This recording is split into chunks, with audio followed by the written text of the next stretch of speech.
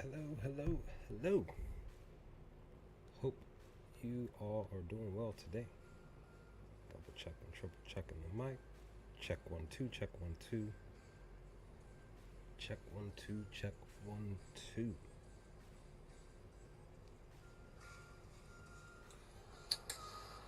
Hello, hello, hello. Okay. It's like we're good. We're doing well today. I am. Sounds like we're good. If you hear any like noise in the background, that's my fan blowing on me in this direction. But we're back. I'm back. You're back. We're back. We are ready to chat, to talk about Andor season 2. One of my favorite Star Wars shows of all time. Just in general, um, thoughts, feelings, definitely feelings, and guesses for the upcoming 3 episodes that are not that far away, roughly 4 days away, 3.5, whichever case may be, to talk about our thoughts on the coming episodes for episode 7, 8, and 9. Literally only got 2 weeks left, guys. This man, I don't know. I get why they did it. I get how they did it, but I just still really do wish that we did get 1 episode a week, and this lasted longer. Past May, into into June. But it is what it is, and we are going to take this in strides because there's still plenty to talk about with Andor, even after it is done. Plenty of stuff to connect with other things within the Star Wars universe. So this, as I always say, this show will continuously stick and stay on this channel forever. But yeah, yeah, we are here to talk about Andor season 2, episodes 4 through 6, 4, 5, and 6. Um, and yeah, there's already a plethora of other videos that I have already placed in my brain, creative wise, to do. As I sat and rewatched while gathering the screenshots, I did all of that today while grabbing the screenshots for the live stream today. So those videos will be coming over the next 2 to 4 weeks.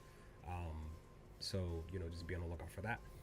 As always, I'm paying attention to the channel, to the chats, to the comments.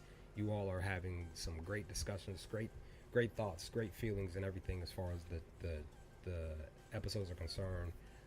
The specific scenes that I'm placing here on the channel. So yeah, keep them coming, and I will do my best to continue to respond to all of them. So uh, yeah, enough of my rambling, guys. Let's dive into this first episode. I'm gonna come off camera, titled "Ever Been to Gorman?" And what an episode, right? With like once, like even when you're on Disney Plus and you see Saw Gerrera right there, you're like, yo, it's about to go down, right? but but yeah, with Saw being on the front cover basically of episode 4, you were just like, yeah, we're in for a treat, right? But let's dive into this episode here. Like I said, it's called Ever um, Ever Gorman, and it pretty much opens up, the usual, the Andor stuff. Interesting enough how they did episode 5 and opening with that. We'll talk about that in a little bit. But episode 4, they opened up with the BBY3. Again, this is, as we found out, just before the show got here, that they were going to be pushing this out 1 year ahead, and we get BBY3, right? And then that's when we got this. As I've stated before, I stated this when Skeleton Crew was around. Colors. We are visual creatures when it's pertaining to us as human beings. We see colors a lot. We know that within the Star Wars realm, a lot of buttons, a lot of colors, a lot of various things happen in spaces and places, which includes on ships. That we see these buttons, we see colors. And of course, the color reddish, orange is here. This stood out to me as always in the beginning of the show, and we see that we saw a hand turn something or push something, and then that's when Bix woke up. And I was like, okay, she must have been dreaming. That was initially my thought, like maybe another nightmare, but maybe it wasn't that bad of a nightmare from, say, when she was originally having the one nightmare that she had about Dr. Gorse. But again, when she sits up, Cassian's there, he's knocked out, right, asleep, and she moves forward. But as she moves forward, she grabs Cassian's gun, and we see in the background here, we see a little silhouette of somebody move, and you're like, oh man, something's about to go down in this spot. And lo and behold, once she gets ready to turn the corner, that's when we see Dr. Gorse in the room with a random person that we didn't know who this person was, who Dr. Gorse was torturing, right? But we do realize that Bix is haunted by Dr. Gorse, haunted by this man. And on top of that, we already know that Bix is still going through with the other stuff that she's already dealt with, leading into episode 4 here. And Gorse is pretty much like, oh, it's it's you, blah blah blah, and he's talking about the boy here, and like, hey, like, I know you tried to save his life, blah blah blah. But he did mention, like, oh, I forgot to get his name, and that kind of hinted at what was coming later. But again, we didn't really know where this was really going at the time. You could definitely see that Bix was having a nightmare. You could tell, because again, Dr. Gorse is haunting her every, I want to say practically every night, right? She is being haunted by him. Um, Meldrum, hello, how are you? Hope you're doing well. Welcome to the stream. Thank you for stopping by. Yep, Gorse is definitely a creepy dude, right? Creepy smile and everything. But again, like I said, this boy is pretty much gone. He's lifeless and everything. Sucks, right? But again, per the spot here, I'm glad that with the way that the writing has been in the show, a lot of stuff connects as these episodes progress. Hello, hello. So I just love how they have connected a lot of this stuff. But like I said, Gorse, and I like how in the moments when I'm taking the screenshots that the red light is like beaming on Dr. Gorse, like that just shows you that this is a bad situation. This is bad because we know that red usually we know that like when you really look at like the good versus bad, evil, versus good type of thing, we tend to a lot of times connect red to being evil and like blue or green being good, right? And then of course that does tie into the Force and ties into the Jedi versus the Sith. But Bix in this moment, she, as far as I can remember, she did not say a word in this moment here, but she was definitely like, man, when Cassian comes up behind her and grabs the gun and startles her out of this, this sleep nightmare. She's sleepwalking, right? It's just like, oh, like man, like for me, I was like a breath of fresh. I was like, oh, it's over. She's okay. She's just still going through it mentally and even in the dream world. She's just like messed up currently. And your hope, of course, was that Bix was going to figure out a way to find some sense of peace. Now, granted, we do find out how she may have possibly figured that out, later on in the show, in these episodes. But, with that, we do find out that they're back on Coruscant. She's not happy to be here. But they are here. Eventually, we do find out this space and place here specifically that it's a safe house, due to later conversations. But it was definitely an interesting opening to episode 4, because this is just, again, per the writing and everything, this is just helping us know where Bix's character is gonna be, how she's gonna be flowing in the these episodes, and more than likely and I'm thinking maybe possibly that these 3 episodes here for this week may have been possibly the culmination of Bix freeing her mind. We won't really know until episodes 7, 8, and 9, if her character is even in those episodes, because we don't know. But we do, as they are done conversing, we get a shot of Coruscant. And I do love in each of these episodes that we get a different spot, a different look of Coruscant specifically. And I definitely liked these shots here once we move forward through Coruscant in these scenes. And then that's when we move forward to Gorma, Rimma trade route. Like I had mentioned in past streams, like we pretty much could figure out and feel that the show was going to be on Gorman, more than likely on the back half of the show, like the rebellion piece, the fighting, the battle, whatever, all of that stuff. This new battle, this new stuff is going to happen in the back half of the show. But I do like the fact that Gorman is a key piece in this show, throughout, from basically starting from the first 3 episodes into these second set of episodes. So, and we found out that Cyril was here. We don't know why he's here, right? We eventually find that out, not that far away from where he's sitting. But I do like how he's in the mirror here. He's getting himself fixed up, getting ready to go, basically go to work. But again, we didn't know that he was heading to work. But interesting enough, when he was looking through his mirror here, and his window was right there, he noticed that somebody was staring at him, fixing something.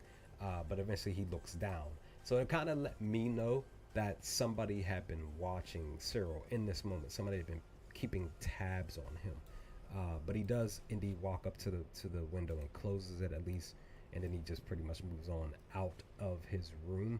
But before he does, right, we notice that he has these specific spiders and stuff on his shelf and stuff like that. But then he, interesting enough, he grabs this string, right, this ball of string, grabs it, and he goes out to the front of the door and he wraps it around his doorway.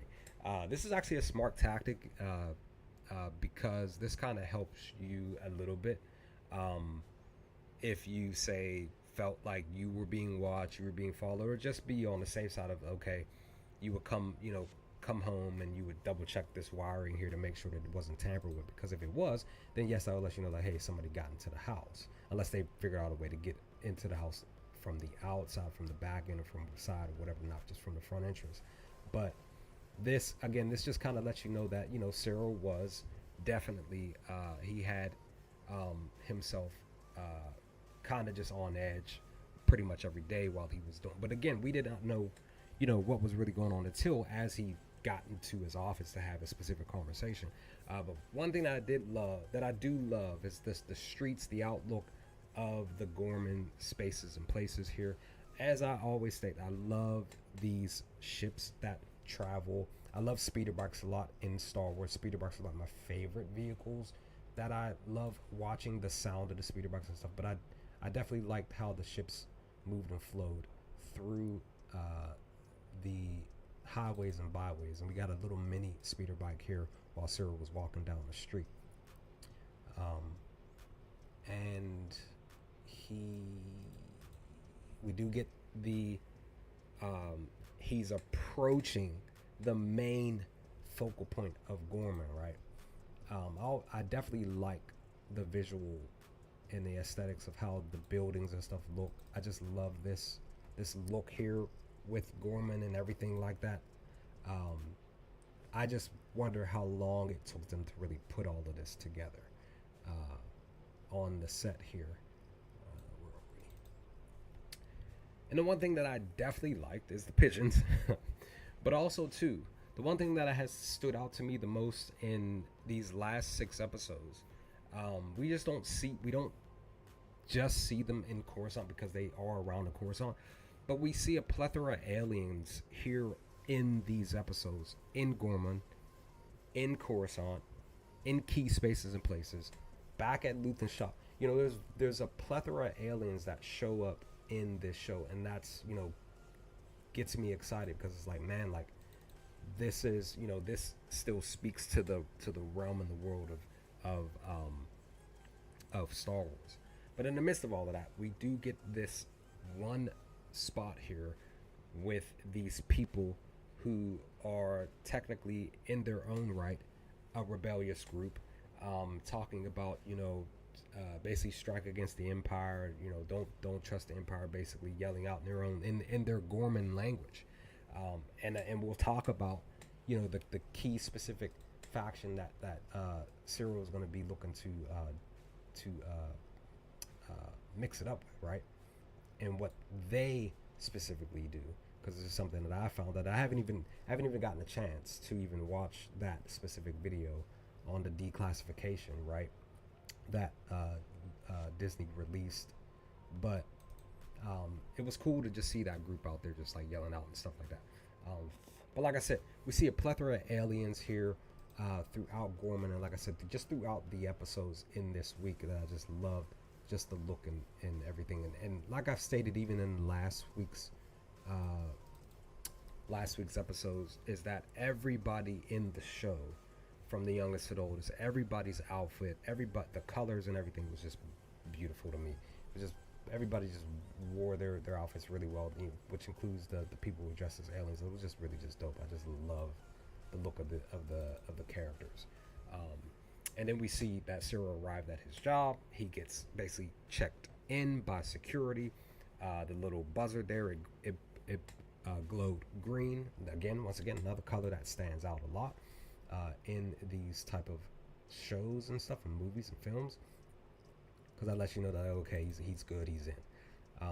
And he's walking up. We see just a plethora, like I said, everyday regular Gorman people going and coming to and fro, um, just loving that stuff, right? And then once he gets inside his space and place, this kind of reminded me of when he was at his older job, um, but just again smaller. Everybody, the cubicles are right there. Everybody can see everybody, and everything coming and going inside, but it's just a smaller space. The one thing that I did want to mention and talk about that I'm definitely going to look to do in a video, is once he gets to his office, we definitely hear that his mother starts to talk to him. Edie has specific conversations. I do like the look of his office once he's in the room, space and place. Again, everybody can see everything, but more importantly, he can see everything in the room, on the outside of the room, excuse me. But Edie is having conversations. And what is the conversation about? Edie is pretty much talking to her son about how she is not happy that he left home. He's been gone for several months, right? He decided to take this desk job on Gorman, and she highlights that. She's like on Gorman of all places. Why would you want to go there? She even mentions like, hey, like I set it up for you to be back home, basically where you would be here with me. She she's still in the mode of trying to control her son. But the one thing that I've noticed in this conversation with his mother Edie is that Cyril is definitely smiling more. He feels more at peace. I personally feel like because of the fact that he left home, he's many parsecs away from the house, that he is more he is de-stressed. He is less stressed because he is many moons away from his mother. It's sad to say, right? Because you definitely want to have, your hope is to have a very great relationship with your mother, the person who birthed you, right? But again, we do know that there are people out there that in reality that don't have good and great relationships with their parents, whether it's their mother or their father or whatever the case. So the smile on Cyril's face is just great to me. I just really just want to pause real quick and just say that he has rubbed off on me in a good way, more on the positive side, where he's grown on me as a character, because I came down on Cyril in the beginning of season 1. I'm just like, this dude, like, yes, I get it. You take your job serious. You just want to just do your job well. But he, to me, just took it way too serious, went overboard, and caused all the issues that happened for him in his life. But, to see him more happier, to see him just like, yeah, like, this is my homie, guys. Like Cyril's that dude for real. And for me specifically, I'm glad that, he is, for the most part, not fully stress-free, but he has just more peace. But again, per even this moment in here, because his mother's still kind of like, trying to convince him to come home, basically, that he does rub his head a little bit because, the headaches are there. His mother does indeed Edie does cause some headaches for him, some stresses for him.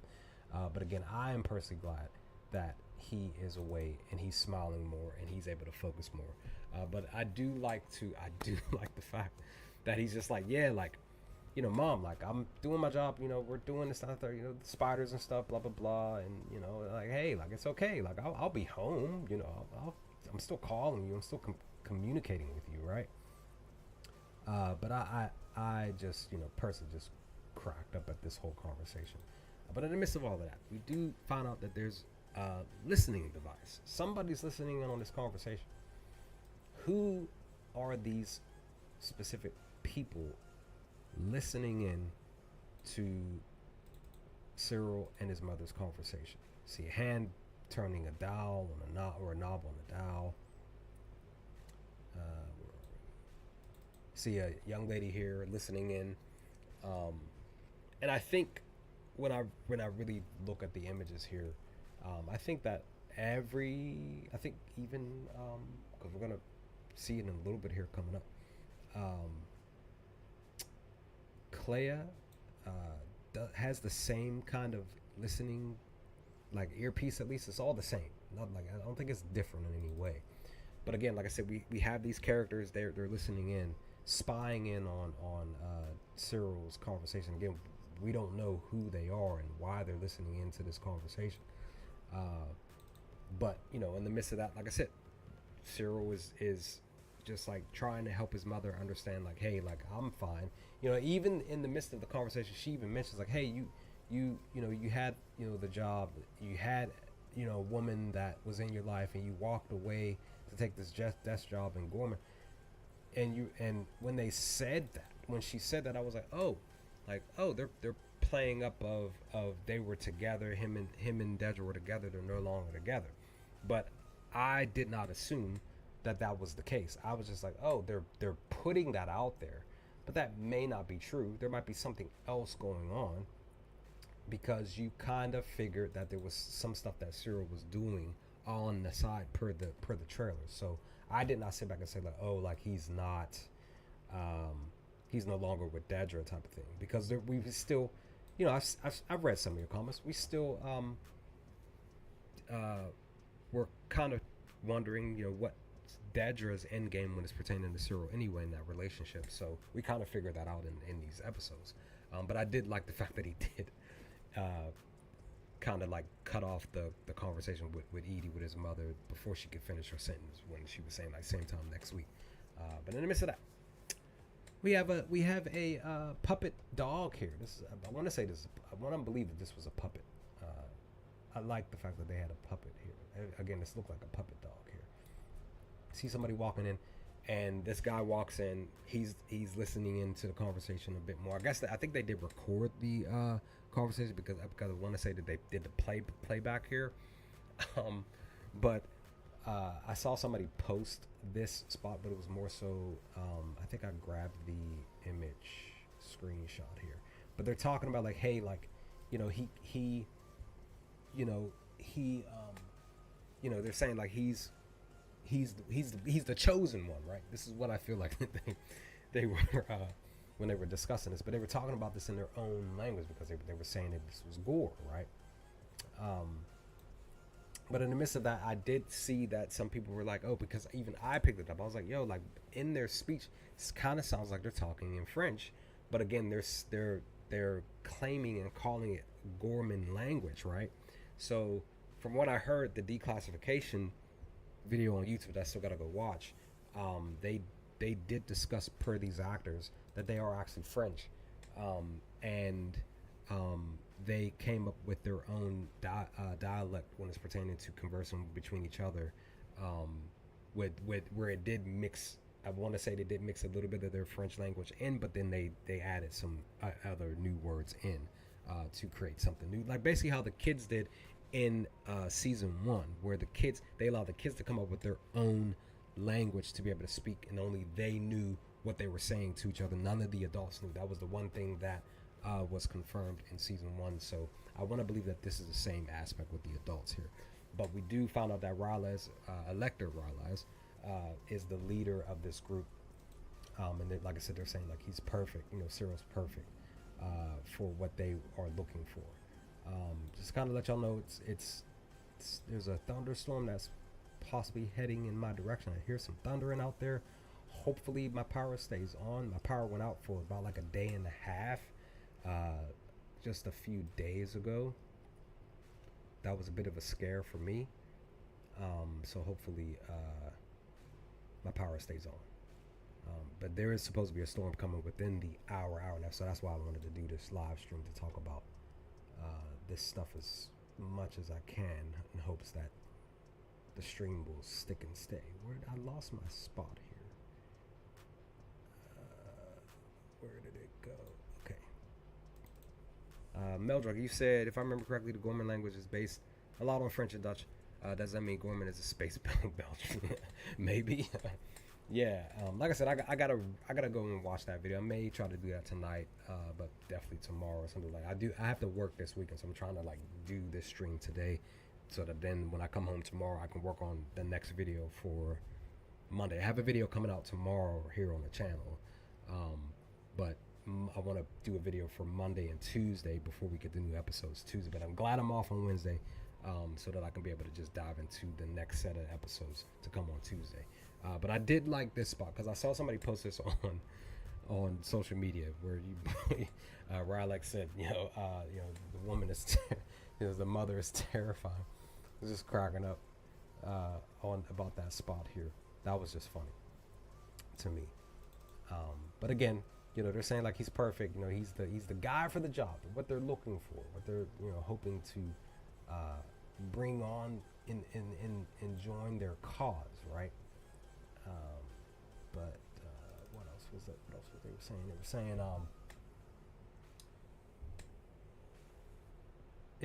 the questions and stuff. Yeah, it may be worth it. But again, you still didn't know who this group of people were here specifically. But eventually, of course, we would find out. Um, but yeah, in the midst of that, we switch back to Coruscant, and we get a scene with um, with our folks, with Bix and Cashin. I did like how Bix is like, she's cool. She's like just walking around cool, like nothing's wrong. But Cashin's on edge. He has his hoodie over his head. I'm like, man, like you acting like somebody like you're a superstar or something, and you're trying to hide from the paparazzi, right? That's that's what I was. That's how I viewed it. I was just cracking. I was like, your boy's like he's on edge, right? But Cashin stops. He's like, let me grab the bag and let me see the bag. And Bix is like, hey, like we're just we've been here for 3 months. We just want to go out. I just want to go out to eat. I want to go outside. I want to breathe air and blah blah blah. And yeah. So it's just like, man, hold on one moment. I'll be right back. Got to answer this phone call real quick.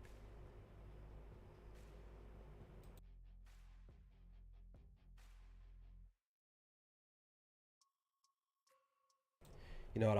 I'll answer it later. I am kind of busy. I'll just talk to them later or whatever. Where are we? Don't want to lose my spot. But yeah, she's trying to, Bix is trying to help him, like, hey, like, I just want to go outside. We've been, kind of like basically saying, like, I kind of feel like they've been just in the house, like more so her, because Cashin more than likely has been on the go. So she's like, hey, I just want to just be in, I want to get outside. So I get it. I understand. Uh, it's Edie's her usual self. Yeah. Cash is normally the master of hiding in plain sight. Yeah, right. But it was, to me, it's like him wearing his hoodie. It doesn't. He's kind of standing out, to be honest. Like that's just me. But in the midst of that, they're like, hey, like do you want to go to the store? And that's what they do. I do like the little store shop.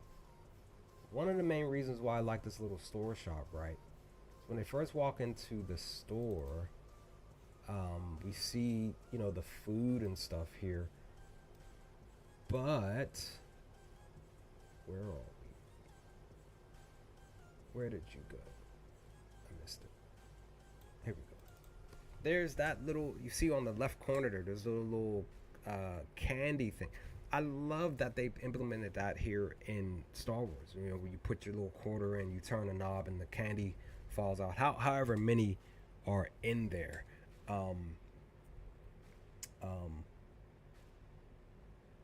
Okay. So yeah, so it's just like I love that this little store had the little candy machines there for people to put their little their credits in to be able to get the candy out or whatever the type of food that's inside the thing. Uh, did I accidentally clicked on the same image?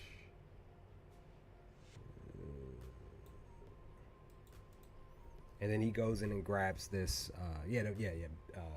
Cashin grabs these little bottles of thing.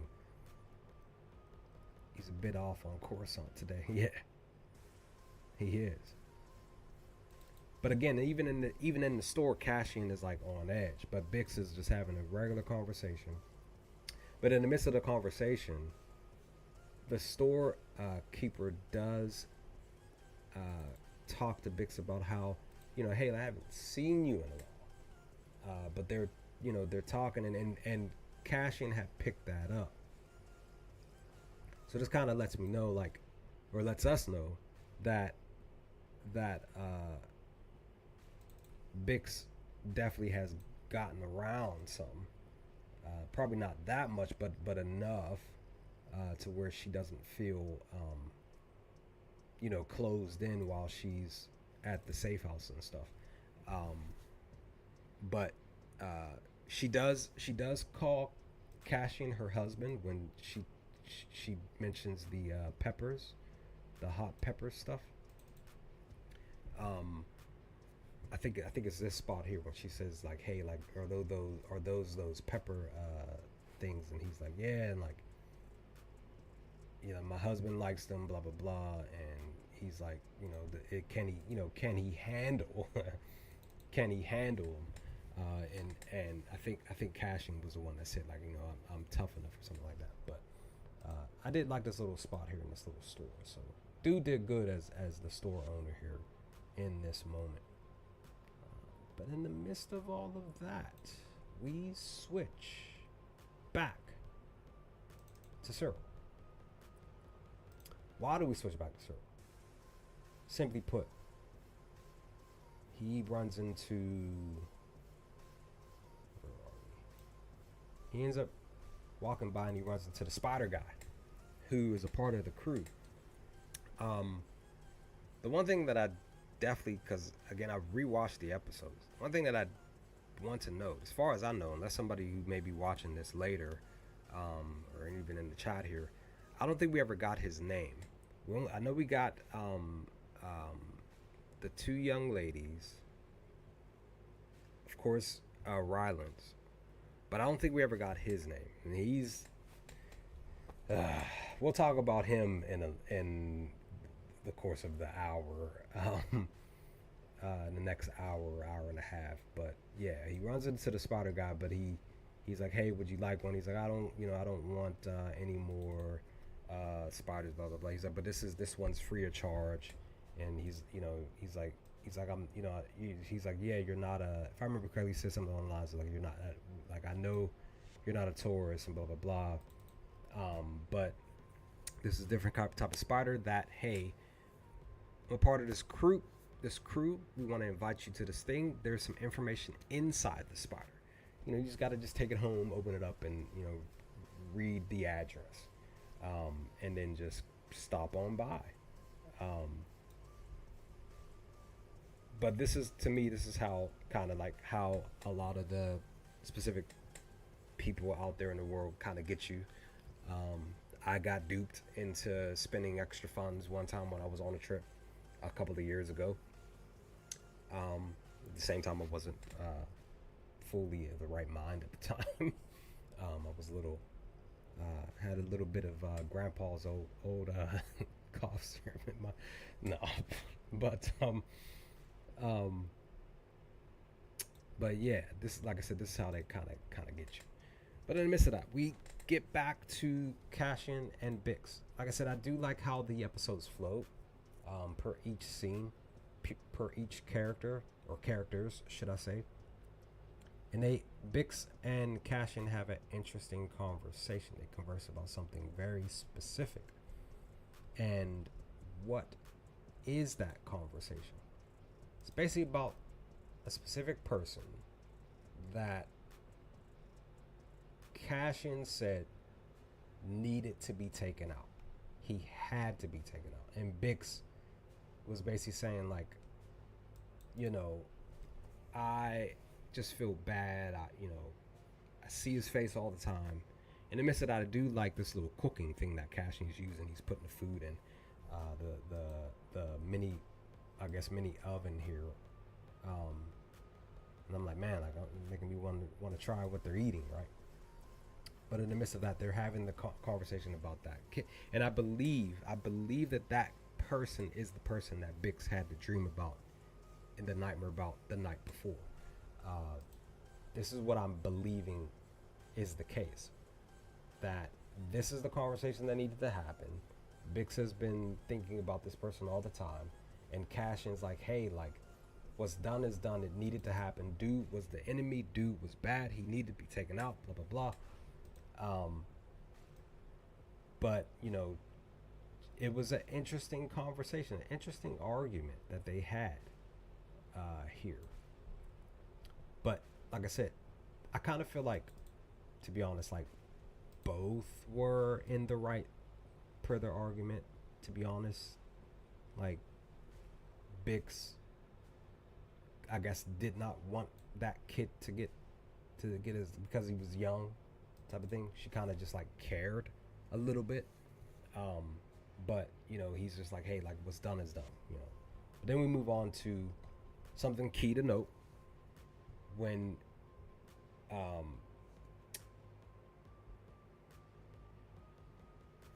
don't know why I just had a brain fart. Cyril is traveling again. He actually walks by one of the I want to say the garbage, because it's just the smell. It's the smell, right? Um, he just puts his hands up, but it was somebody else. It was another person who put their hand up, with their arm over their nose.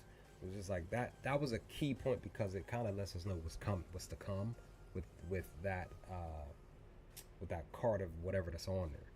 But in the midst of that, he arrives basically back at home, and when he gets home, he finds that his where did I go? Where did it go? Oh no! Wait. Hold on. Yeah, he found that his string had been taken down, not taken away, but taken down. Somebody had gotten into his house, but he smiled at the fact that somebody had gotten into his home. So it kind of confirmed for him that he had been basically followed. But in the midst of that, this was a part of the celebration trailer from a couple of years ago. This spot here when he opened it up, because I was curious about what this was, but they gave us that information here in episode 4. This was basically just the writing of the address of where he needed to head off to. But again, like I said, I was wondering like what that was, because in the teaser trailer he has a specific conversation with somebody else, but we don't know who that person is currently. But I believe that we'll gain that information at some point. But he ended up putting the spider back on the shelf. Well, the new one that he got, he ended up getting a new spider, right? Where did that go? But then we get more of another conversation, another argument. Now it's centered around with Cashin and Bix talking about her safety, talking about her being on missions. Cashin's wanting to keep her safe while Bix wanting to, prove that she can still go out here and do any job, do any mission. She is indeed, we know again, because I feel like Cashin knows that Bix has still like just been going through a lot, and he feels like she's just not in the right space. I feel like, because he ended up having a conversation with her later in the show, in these episodes, like, hey, like, you are going to be going on missions and stuff with me, but currently she's not mentally strong yet to do so. So he feels, really obligated to keep her safe, because she technically possibly could be a harm to not just herself, but say everybody else that's on a mission with her and Cashin. So I understand, I get it. You realize that your teammate and partner, your lover, is just not in the right headspace right now, and the best remedy is to just, hey, like, just stay off to the side, kind of get your rest, get, refocus. I know you can do this, but currently just not right now. Like just chill out. Because again, he's telling her like there's nothing wrong with me protecting you and keeping you safe, but I still believe. He's basically telling like I still believe in you, right? I still believe that you can go out here and do a mission. And she does state like if I'm all in, I want to win. So I understand both sides of the spectrum with both Bix and Cashin in these two scenes, and I believe that in the midst of this, in this moment before what we got in, I believe it's in episode 5, because I can't remember specifically per my screenshots if it happens in the fourth episode here, but currently I was like, okay, I feel like Bix is going to be okay. It's just like she just got to get over this hurdle. She got to get over these nightmares. We just don't know how she's going to do it. But again, we find out some things about her later on. It's just like, man, like that. But in the midst of all of that, we go back to Cyril. But before we even get to him, look at what these guards, these security guards, are watching on the two. Dude, it's the what you call it from the prequel trilogy. They are watching pod racing right there. I must have looked away from my TV at the time. I must have, because I definitely don't remember this spot here. But when I was rewatching the episodes to get these screenshots, I was like, oh, look at what we have here in my Biff Tannen voice. Yo, they're watching my joint. Pod racing, let's go, right? But notice that Cyril walks up. He's like, hey, like, I gotta get into my office real quick, blah blah blah. But these guys are like, it's past curfew. They're like, you can't come in. Where did it go? And even dude in the back, he's in the middle. He's like, he's gotta follow, the protocol, whatever. But I do like how he tried to kind of just like, hey, like, can you? And of course, even this here, like when he showed his ID and it dinged red, it was just like he can't get in because it's after hours. So it kind of lets you know, like, once the office is closed, there's no reason why you should be getting in the building. Like, but we know that in reality, there are a lot of businesses that you can still get into a building with your ID even after hours. I even work at a job that I can get in at any given moment in time with my ID because they set it up that way. But like I said, I like how he, pulls him in to say, hey, I got my notes on the desk, silly me, blah, blah, blah. Could you kind of just let me in? Or, you know what, I could show you, or I could tell you where they're at. But dude didn't want to do that. I guess he just didn't want to either. It's either he didn't want to leave his post, or he was just like, you know what, just go, dude. Just go upstairs. But in the midst of that, Cyril ran. He was rushing to. He went and grabbed this pad here, and we find out that he actually goes into a safe room, their own version of a safe room, where we can go in and we see our girl, Dedra. She comes and pretty much closes the blinds to basically have a conversation with Cyril in a confined space so that nobody else is listening. And one thing to note, though, is that Cyril, one, he's rushing. He's like, hey, like, I nobody was following me, blah blah blah, but I gotta rush. I gotta just give you this report, blah blah blah, because I'm in the safe room, but I gotta tell you this real quickly because I'm pressed for time. But in the midst of that, he's like, hey, like, the group, they contacted me. It has to be the people that you were telling me that I had to come out here to do this thing.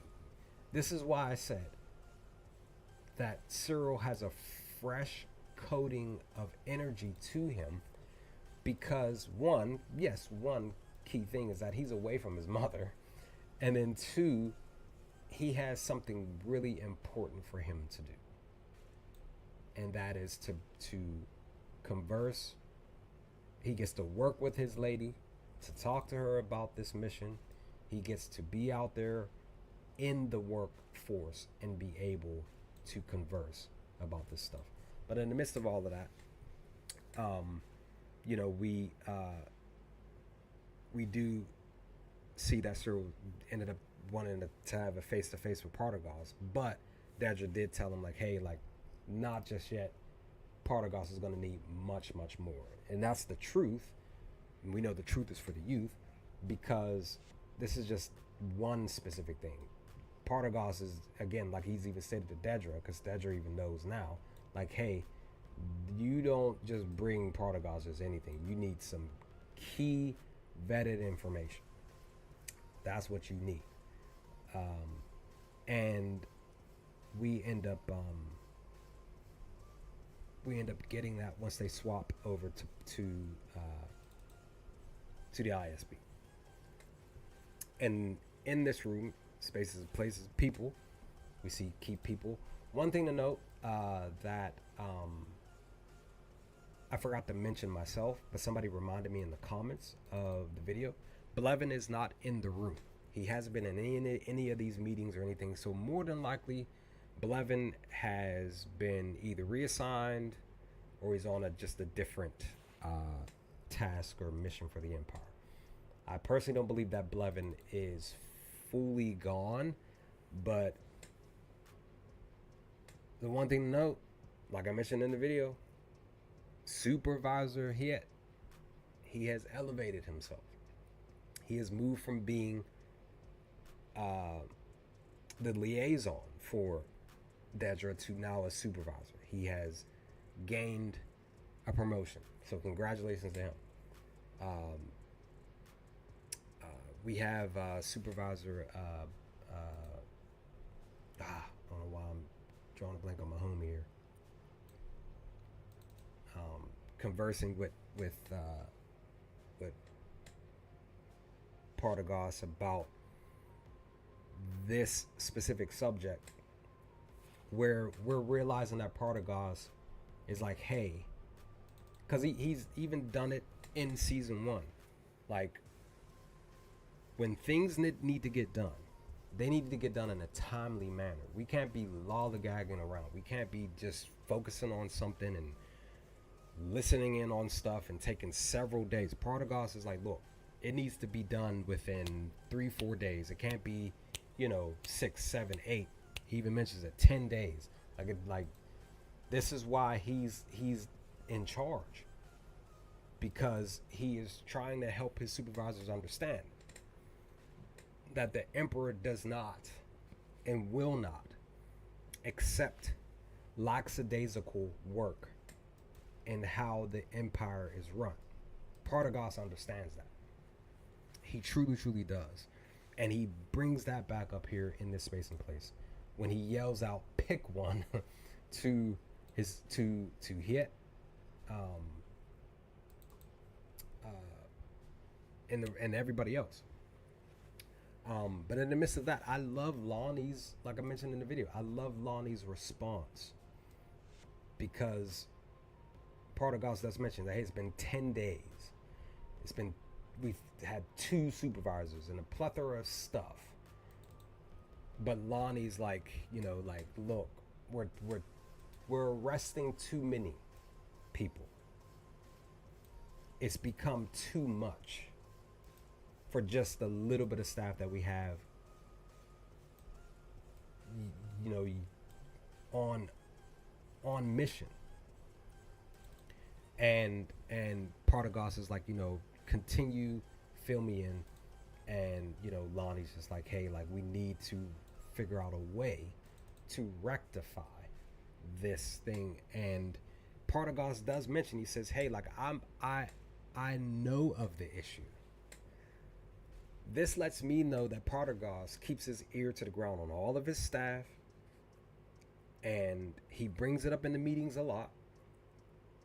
He wants his staff to say it themselves, so that they can hear it from their own lips, from their own voice, to say we are indeed not doing our job well, and we need to pick up the pace. This is what Partagas does, because if he did it with the homie. Again, I don't know why I'm drawing a blank on my homie's name here.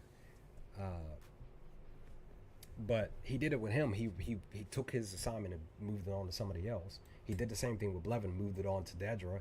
So again, if you're not on pace with the way that things are supposed to be flowing and moving, he will take your assignment, move it on to somebody else, and then once you're ready to take on more tasks, he'll give it back to you, or do whatever. So this is what I'm saying. This is why I love Partagas so much. He is truly a leader that you definitely want to.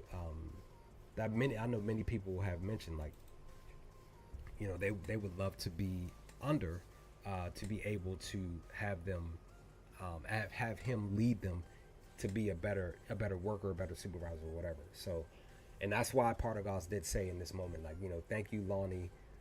He says, well done, for reminding all of us how the Empire is supposed to function in the ISB.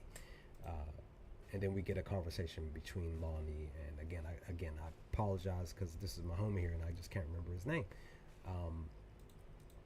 But they talked about, he said, like, thank you for for having my back. He's like no problem, blah blah blah. I'm dealing with the same thing. We'll discuss it, just not here. We'll discuss it elsewhere.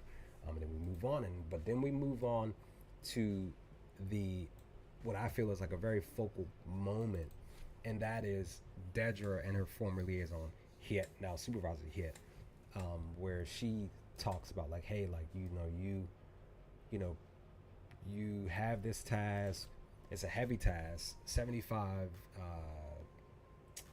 I forgot what she said. Something about 75 something. But in the midst of this, he does pick up that she was still interested in Axis because he is in control of Axis. That is his baby now. But she does mention, like, hey, like, you did not even think to call me. You don't believe that I can be of any assistance to you because this was my thing.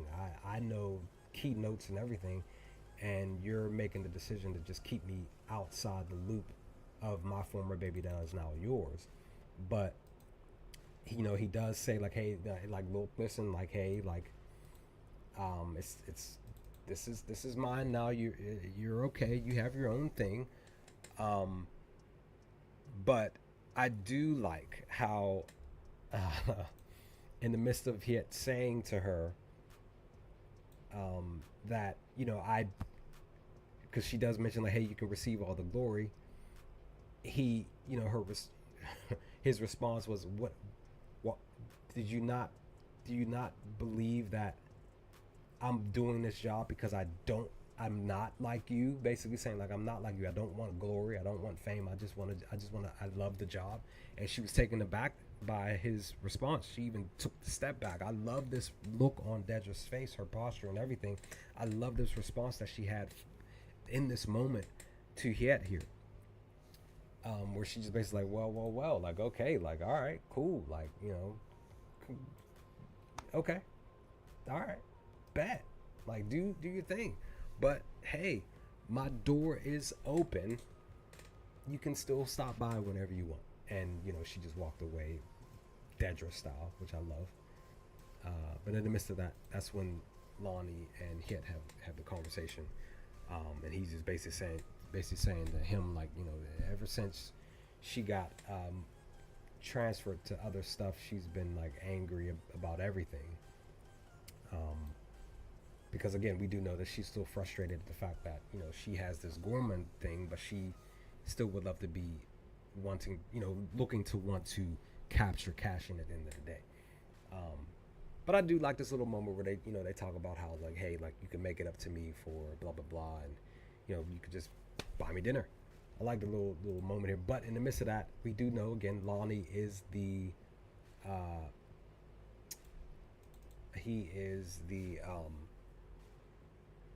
basically, like, the double agent, basically. He is here being used by Luthen and everything. Senior Grumpo, hello, how are you? Welcome to the stream. Hope you're doing well. Thank you for stopping in. Hope you enjoyed the stream. What did you say? Lonnie being a sneaky bugger, getting his little pieces lined up to do some moves, I think. You think so? I think so. Could be the case, right? But in the midst of all of that, that's when we get the very interesting scene to come. Let me make sure that I'm on right track. I don't want to. Give me 1 second. I don't want to be off track here because my screenshots kind of got mixed up when I was doing them. I want to make sure that I'm on the right track. Actually, so I am off on the track. Okay, so this isn't it. So let me get back on track here because this is basically towards the end of the episode. But now, there we go. So we have Mon Mothma and Brio here. Power walking, mind you. There's a lot of power walking from the characters in the show. It's one thing I definitely want to note. I love the look. So we get the live action Senate version on the outside of the Senate here. But like I continue to mention, I love the colors, the clothing, the outfits, the costume. Big ups to the designers of the clothing for the characters and the alien stuff. Just beautiful colors and stuff like that. I just love that stuff. But in the midst of that, we have an interesting conversation between Mon Mothma and Orin. I want to believe he's Senator Orin because she brings up the PORD. She's trying to pass a bill about the PORD, about it getting shut down, and she's talking to Senator Orin. Again, they don't name him Senator Orin, but she's like, I need more. She's saying I need more votes for the bill to pass. She's saying she has some, but she doesn't have enough. But in the midst of that, we're switching from the conversation with Orin to conversations with other senators that she's trying to convince that the PORD needs to get shut down fully. But Orin is standing strong on his own convictions about joining her to shut down the PORD. Why? Because Gorman is a key point in this bill. And again, she goes to other senators to talk to them about wanting to get this PRD shut down, this bill passed.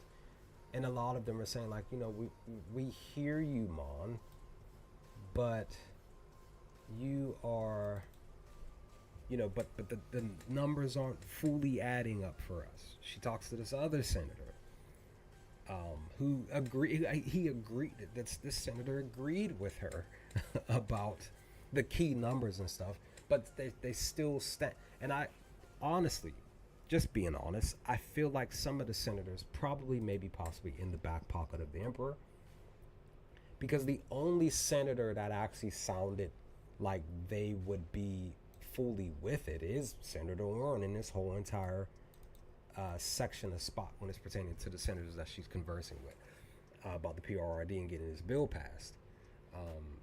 Yeah, he is a senator. I'm loving the scenes like these setting up encroachment of the empire upon civil liberties, and that the Senate is getting more and more squeezed to the point. Right, yep, exactly.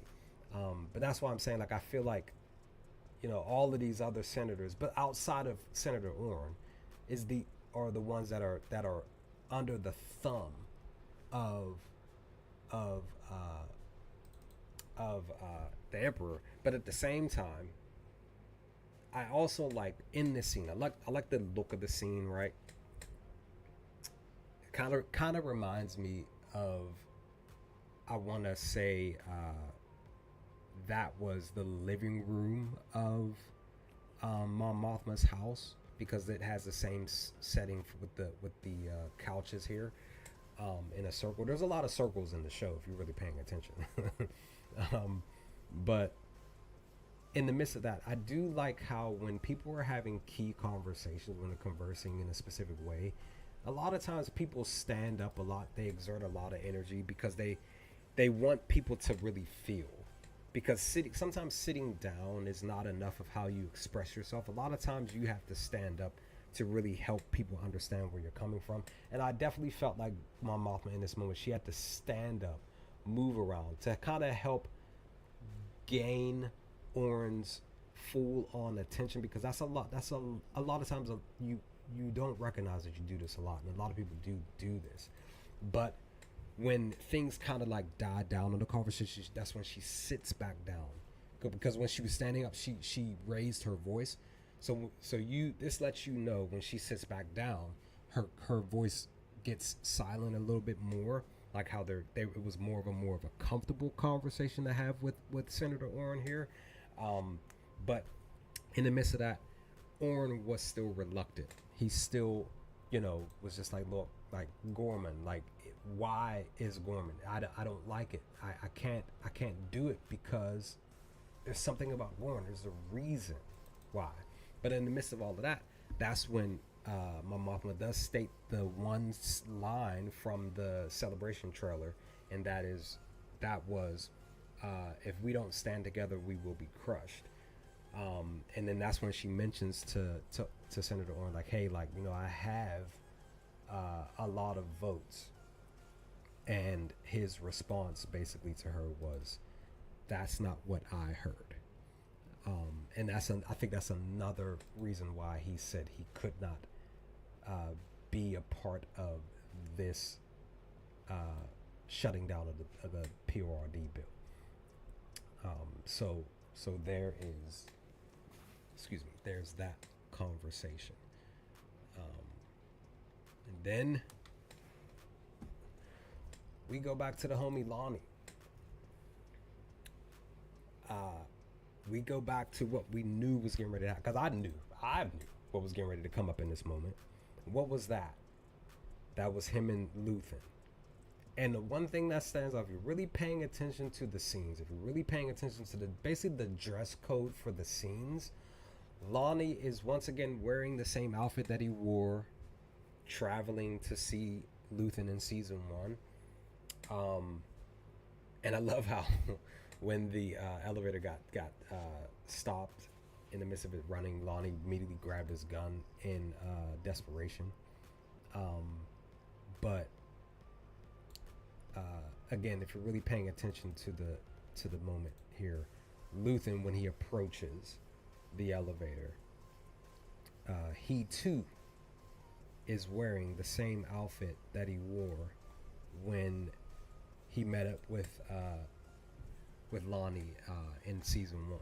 So I love that they kept this aesthetic, this style, this feel. They kept it all the same. Lonnie wearing the same outfit, Luthen wearing the same outfit. Conversation, the tone of it, everything's still the exact same. But in the midst of all of that, that's when Lonnie basically brought up the fact that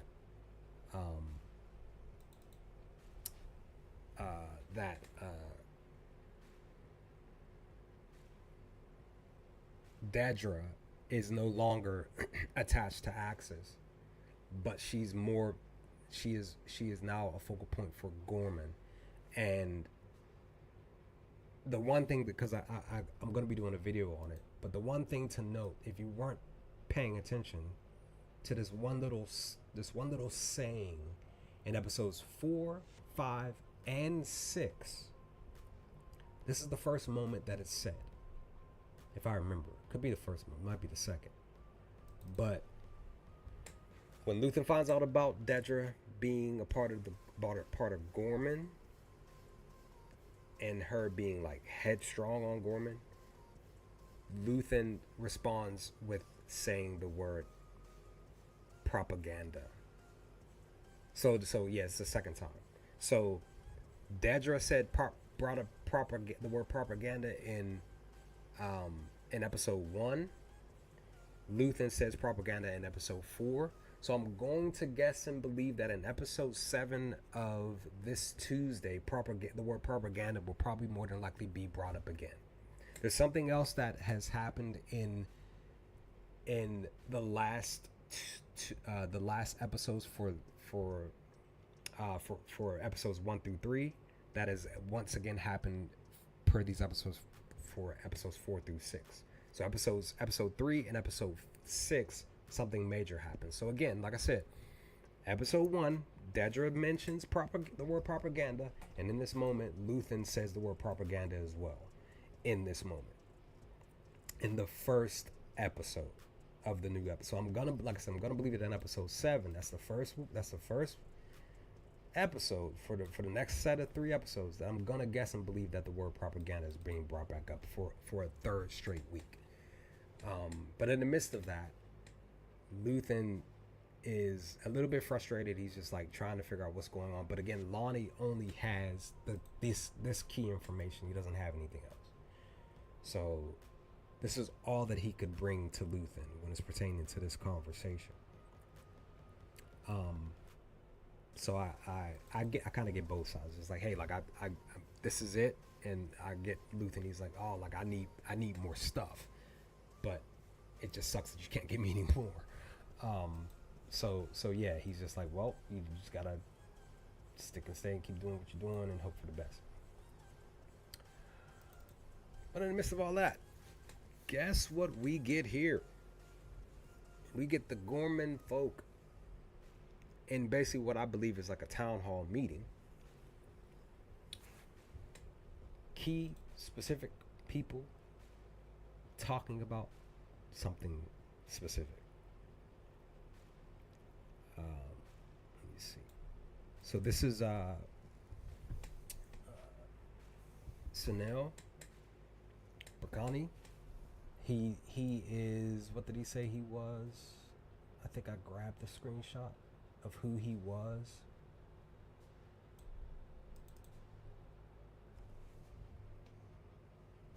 Well, he said he represents, but basically saying like, you know, they're bringing up the empire, and they're bringing up the fact that they are building something that everybody believes is something super dangerous, that the people here in this room that are the hometowners of Gormon, they realize. And again, like I said, I love that they've created their own Gorman language in the midst of them, you know, wrapping in and tying in their French language.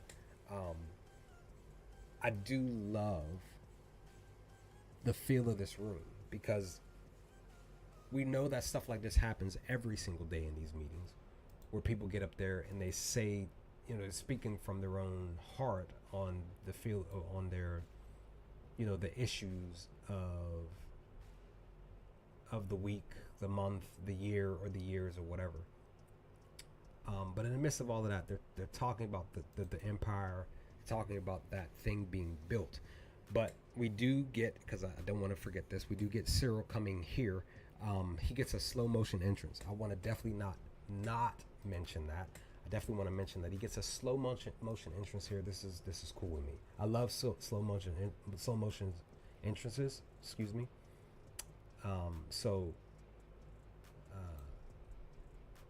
So yeah, he's here. Where did you go? He arrives, and I do like how the people, when people are up, specific people are up, they clap on their, I think it's their right hand on their left side of their chest. And I love that Cyril did that as well.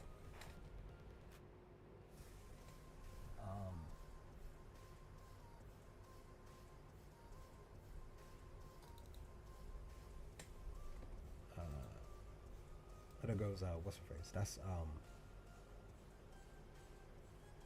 Rylance's daughter. But then we got your boy.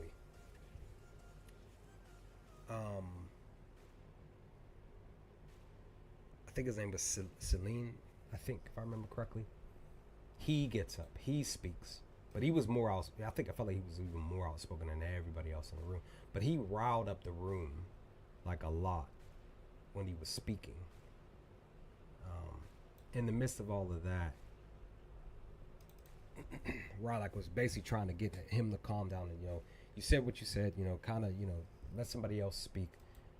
We do get the older lady that comes up, and I think this is the same lady in episode 6. I don't think I got her screenshot. Yeah, I think this is her. I could be wrong. Could be another older lady here, but even she gets up and wants to share her thoughts on this thing. But in the midst of that, it really is the room may be about the topic at hand, but really the space and room is really about Cyril being here. He's meeting the group, basically getting ready to meet Electa Rylock, and this guy, the person that invited Cyril. You think it's the same lady too? That's what I was saying. It looked like her, but I have to go back and maybe, because I don't even know if I remember if I grabbed the screenshot for her. But in the midst of that, we get Cyril, conversing with pretty much the crew here to just basically help him understand what was going on, what was being conversed about, what was talked about, and the main topic is Cyril meeting Electa Rylock. But I don't want to forget to mention this part. I do like how he, your boy, he basically said, "Screw y'all, son." I had to get this screenshot because I actually am going to be looking to upload this scene here on the channel. This to me, this was a pivotal scene in the show.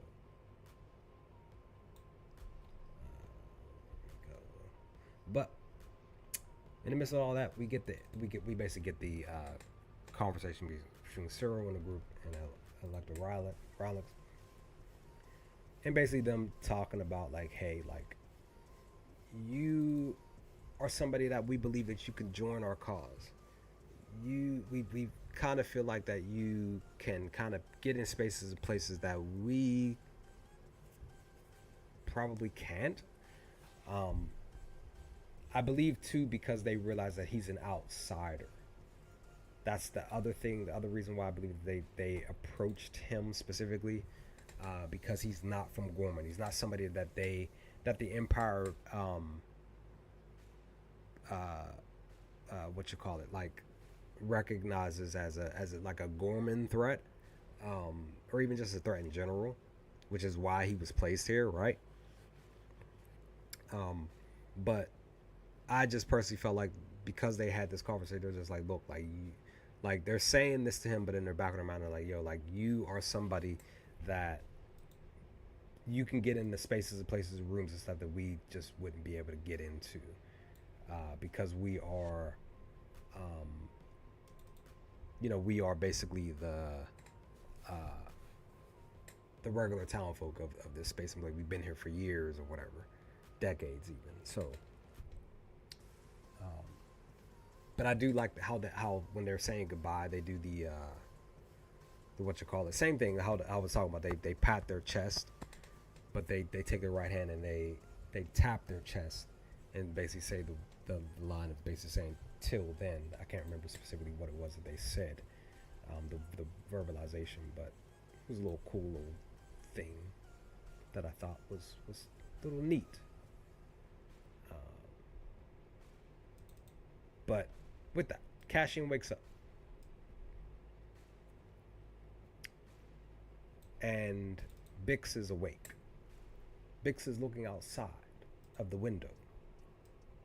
Bix says the light is flashing again, and I was like, what is this light flashing thing? What are they talking about, right? Cassian grabs the binoculars.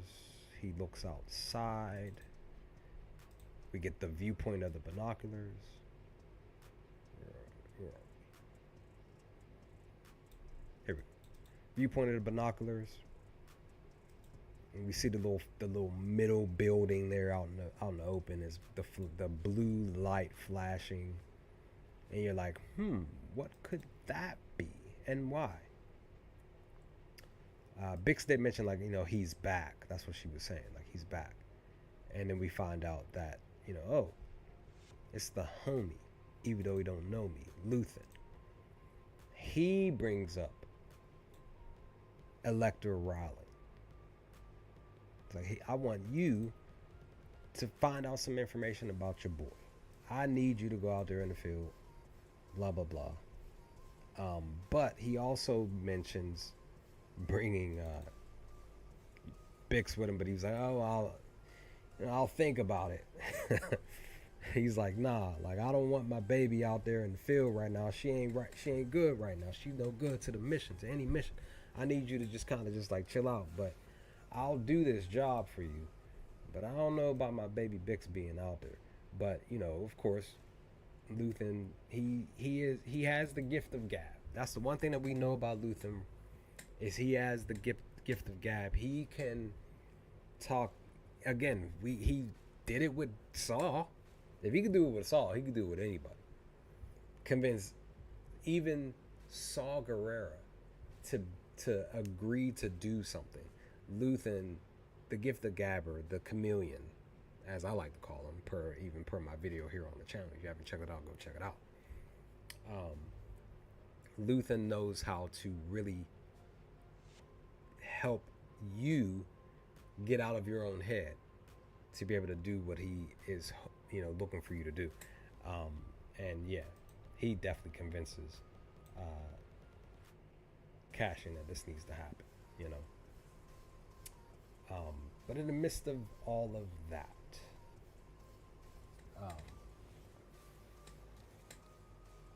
then we get, it's not the coup de grace, but you could call it that, to be honest. Not go back to it. We get the homie Wilma. He's here. Why is he here standing in front of something specific that's covered up? Oh, they're on the planet of Core. It's the homie Saw, because I just mentioned your boy. And Saul's like, is it that? And he lift basically lifting the veil of this machine, showing this machine, and he's Saul's like, there you are. He's like, oh, how I've missed you. And we get his band of Guerrerites, right? He's basically like, this is what what I enjoy being around. Like, this is it. He even takes a little breathe and he sniffs in the fumes. He can smell a little bit of the fumes. Man, like, man, oh man. What a scene though, because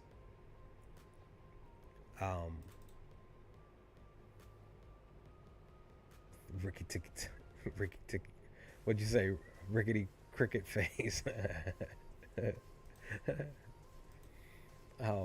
But in the midst of all of that, he does mention, like, hey, like, Wilmon, the boy,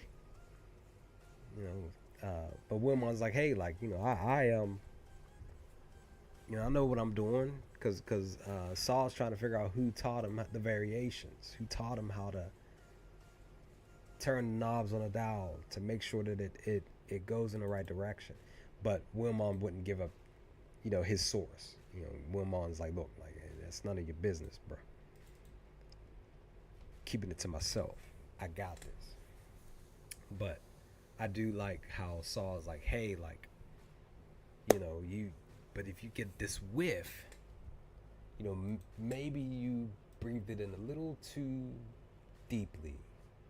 And he explained to Wood about how the body reacts to the Rhydonium fumes, the burning, what your skin feels like, what your voice sounds like, your throat, feeling, all of that stuff. He gave him a little bit of an example of what Rhydonium can really do to a person. But we won't get that key information until the end of episode 6. But I do indeed like how, um, Wilmon was just standing on his ground and saying like, look, I know what I'm doing. Just trust me. I got this. Blah blah blah. But then that's when Saw brings Pluty over.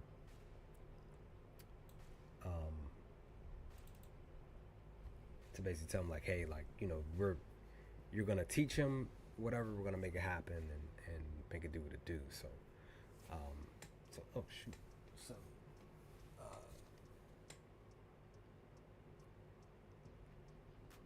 so yeah. Give me 1 second. I wasn't paying attention. I'm trying to keep track of where I'm at.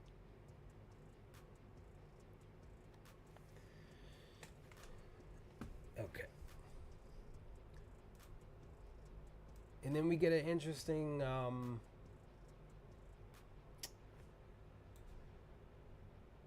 thing between Bix and Cashin. I want to believe that this is how they say goodbye.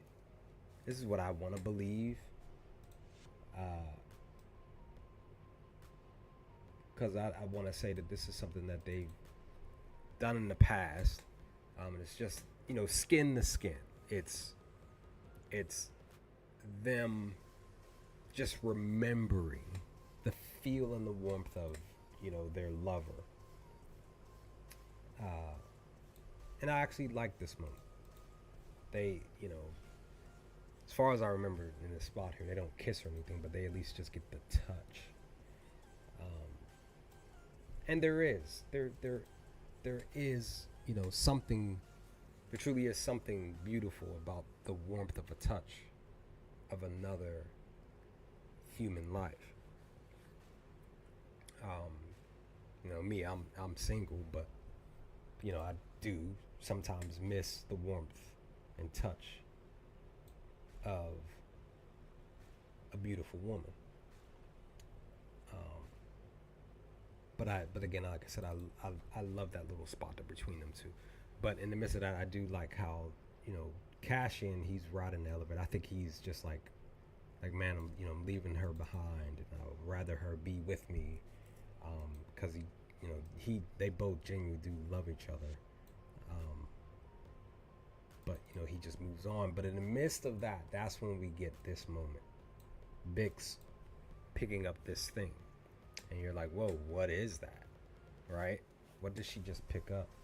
And like, oh no. I was just like, oh man, what is Bix? What are you doing, girl? What's going on? And she basically puts it in her mouth. And she's like, oh no. She's yeah. She gets that high. And that pretty much ends episode 4. But it was just like, man, I was just like, that. Like, this is how she copes for her pain, and it sucks. I just wish she found a different way, right? But what can you do? I can't stop her. I can't convince her. She has to do it herself, Yeah, Cashin could, try to convince her, but at the end of the day, that's technically it's her she has to do it herself. She has to be willing to give that up, because that pretty much has become an addiction for her. But in the midst of that, we move on to episode 5. And episode 5 is titled "I Have Friends Everywhere." Now, I believe for sure that "I Have Friends Everywhere" was dropped in episode 5, but I can't remember if ever been to Gormon for episode 4 was mentioned. But episode 5 I actually liked how they spun the opening, because it was basically Clea. She was turning the knobs on a machine to find the right um, frequency to patch in to basically where Davo was. Um, but the usual opening is the music for Andor, the basically the logo for Andor and all of that to show up. But I like how they were switching and flopping and flipping and all of that stuff with the stuff for Clea. But in the midst of all that, we got a chance to see some newer things in Luthen's shop here. One of the things that I just found out is that little ball right there. It's sort of kind of like a ball shape thing right there.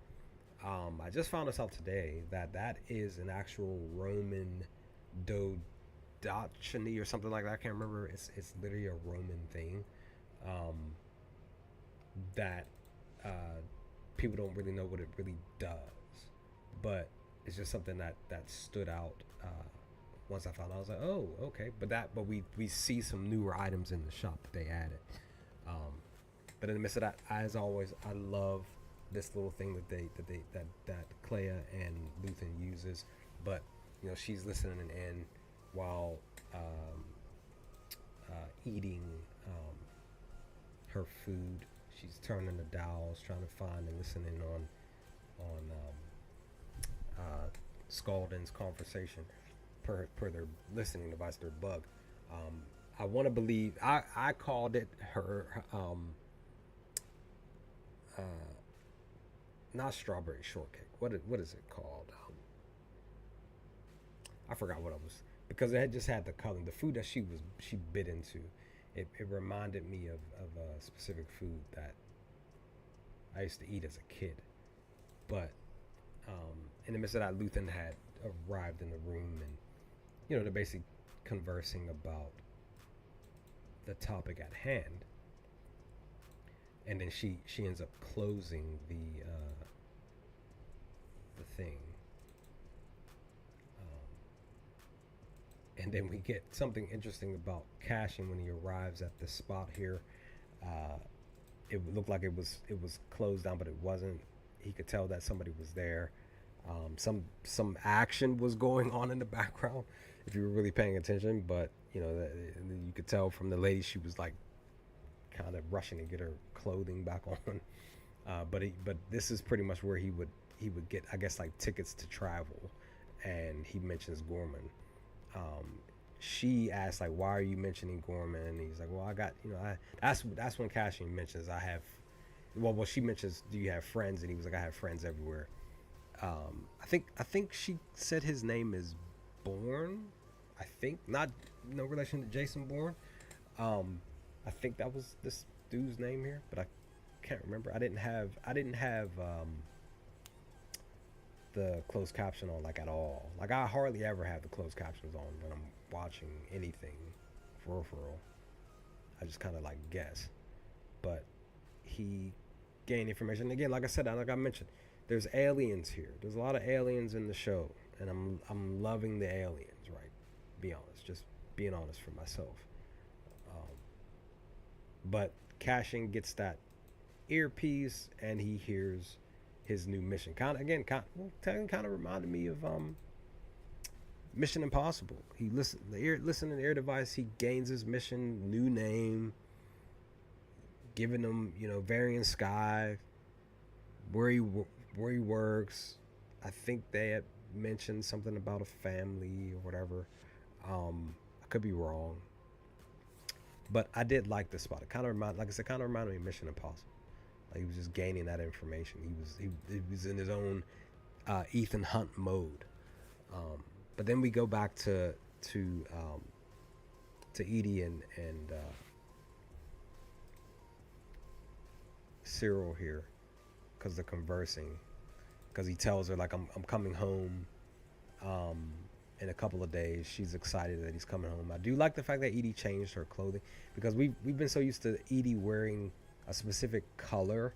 As far as I remember, per season 1, I don't think she changed the color of the outfit that she wore.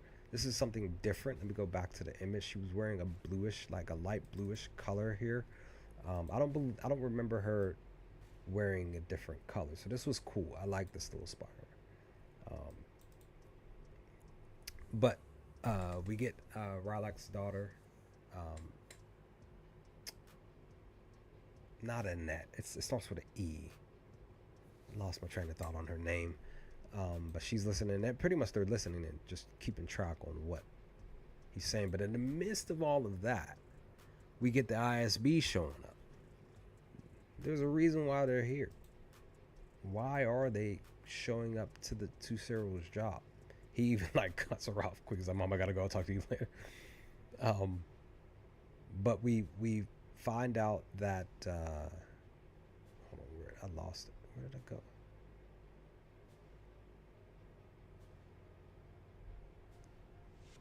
On it. Where'd it go? Did I not? Oh man, I didn't grab the screenshots. I had them playing on accident. That's what happened. I had the thing playing, and I forgot to grab the screenshots. That's my fault. I apologize. No, wait. Here we go.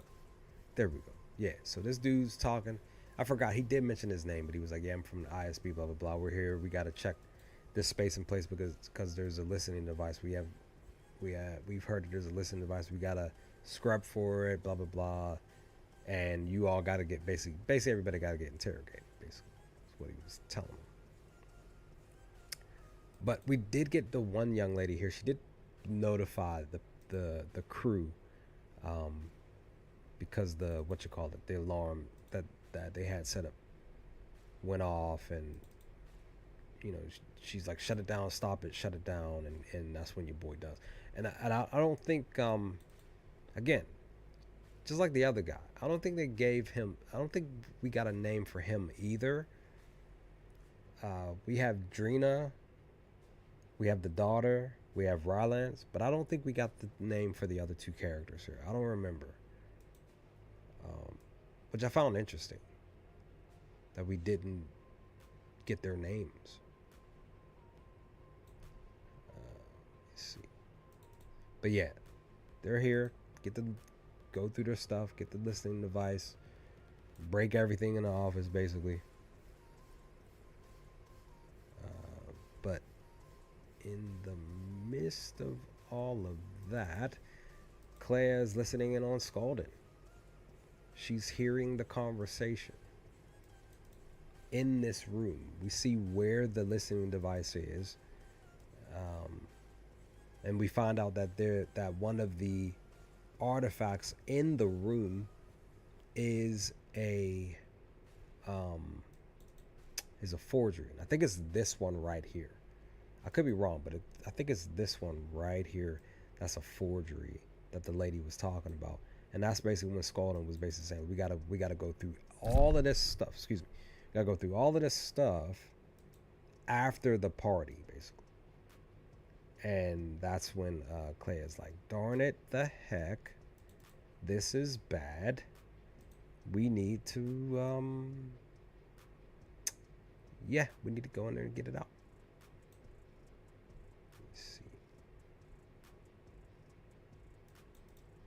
So that's that. And then Cashin, he's on the go. This part here was on the Celebration trailer. I remember that part. But then we get back. Everybody's back in the room. The stuff is getting put back together as best as they can.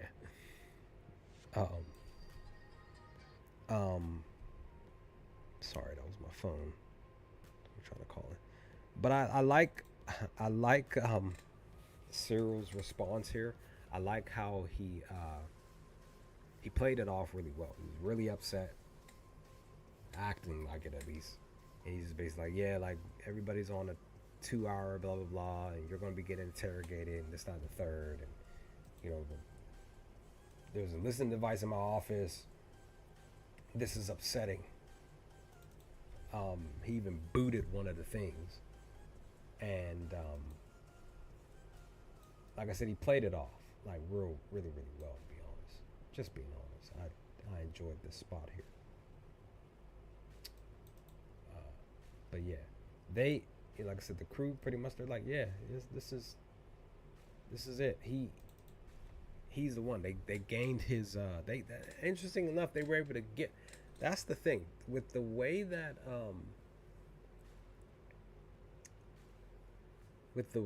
this crew is and how new they are to what they're trying to do. Um, they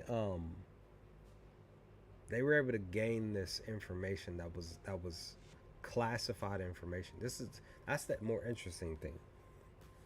Cause per Cyril's stuff that he went through in season one, they were able to gain like he became to me became a key important character within his ranks and everything, story and everything, and his his record basically became classified information. And these people got that information. They were like, yo, like they brought up Milana One. They were wondering what happened on Milana One, blah blah blah. All of that stuff. Um, and how how he got demoted, how he got basically like booted and sent away and all of that. So it was just like, man, I was just like, wow, like they really yeah, they really dived deep into this one, right? And then that's when they end up approaching Cyril after the fact. Um, and they're basically talking about the cargo, them wanting to know what are in the crates. And Cyril's like, I don't, he's playing it off like, I don't know how or what that information is that you're trying to seek and find. Um, I just gain like the level of pay grade information that I get. I don't get anything else. He does mention something about them, and that's when they were like, well, he mentioned something key, and he's like, well, that's the stuff that we want to find out. That's what Rylance has said, mentions to Cyril. So this kind of lets you know like what is coming down the line per the conversation.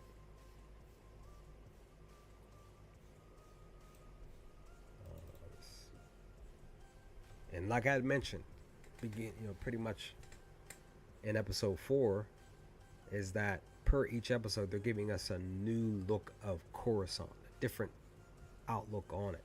Like yes, we do get, I think, a couple of different shots or views of the ISB and stuff, but I love how they give us new shots, different angles of Coruscant at night. I love that about these episodes 4, 5, and 6. Let's see where did I go? Oh, and what was that about? It was about somebody coming to the door of the safe house, and lo and behold, it's your boy Luthen. And I like how Bix immediately, once the door opens and when she answers it, she says no. And Luthen's like, no to what? Like I'm just coming to check in on you. But I just cracked up at that moment. She was like, no.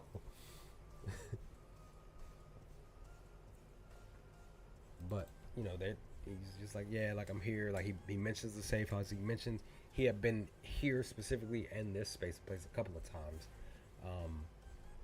Uh, Bix did mention like more so there's more fun happening at night though, and I believe that's more so due to her addiction. Just being honest. But Luthen, like I said, he did mention that he was here a couple of times, but it wasn't for the fun side of things. But what he does mention is that he wants her to be healthy because he needs her for what's to come. And Bix did pick up like, hey, like you just didn't come to pay a visit. You want to give me something And he's just like, yeah, I do want to give you something, blah blah blah, but he did kind of remind her, just saying like, hey, like, you can continue to use this. It does help, but basically saying like the nightmares still come back. You're still in pain at the end of the day. This is a temporary fix, and I feel like that's what a lot of addictions anyway. It's a temporary moment. That me personally, I never got into doing, um, even like soft drugs like weed or anything. Like I just never got into it. Um, I drank a little bit of wine here and there, but never like overexerted myself on that type of stuff. So I've never really drank any alcohol like that, all like that. So it's just like I personally, like I said, I sip wine. I don't really drink it. But that's every once in a blue moon, though. It's not like I do it every year either. And I just recently started drinking wine like 3 years ago. So, um, like I haven't had a sip of wine in like 2 years now. I just never, personally, I just never found a reason to do stuff like that. Because I'm like, I would rather just have, I don't want my cognitive to be fully just like taken over by, by weed or by alcohol or by wine. I just don't, me personally, I just don't see a value in it for myself. But if you do, cool. Just hoping that it doesn't become, from one human being to the next, I hope it doesn't become an addiction for you. But we get Wilmon teaching Pluty the variations here. I love the sound of the machine when he's turning the knobs and everything, how it clicks and clanks. But he messes up one of the variations. I think it was variation 5, I think it was. And then it sparks, and Wilmon's like, oh, well, we are all a goner, right?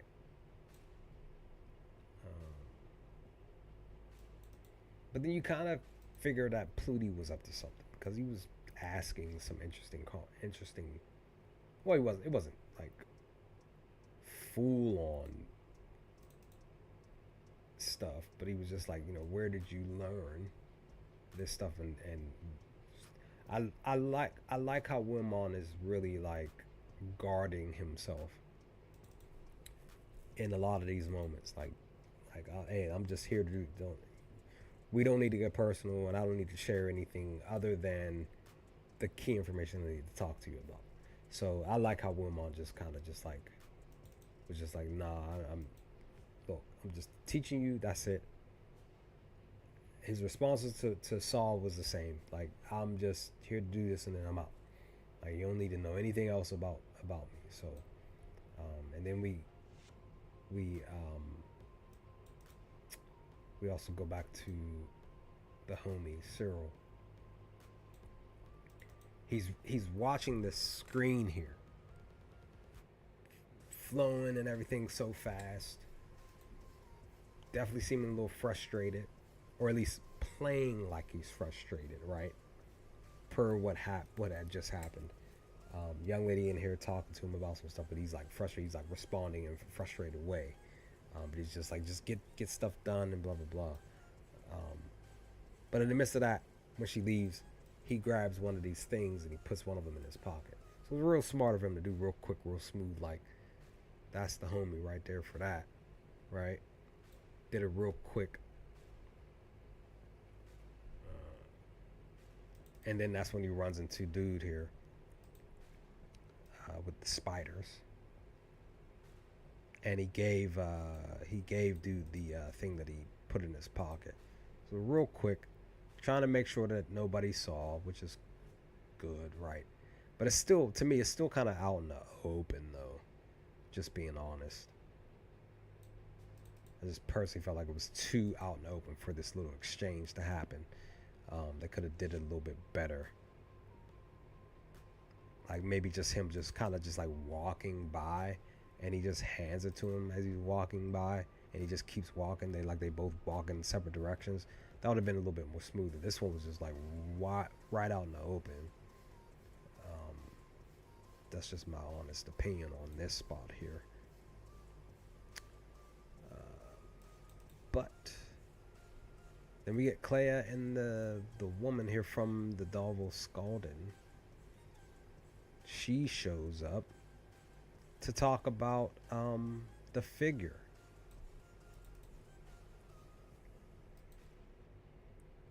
And if I remember correctly, she was saying on the lines of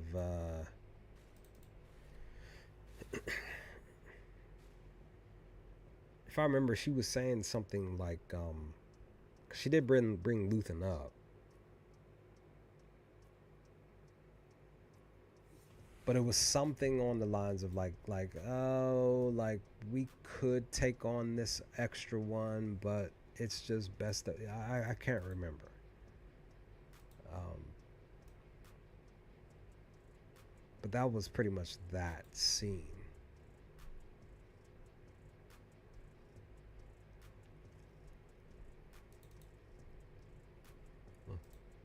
And then we get the crew again. I'm getting a little sleepy. I just wish they said. Like I said, I don't think they gave dude's name. I don't think.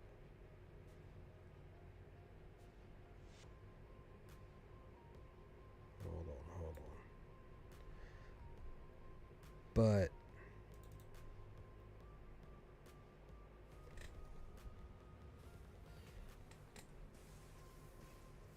they do mention like the military code because they were trying to figure it out. Because the one dude does speak in like they go from speaking their Gorman language to actually dude speaks regular English. He speaks says the MSR military I forgot military something because he figured out the actual what you call it. Nope, sorry.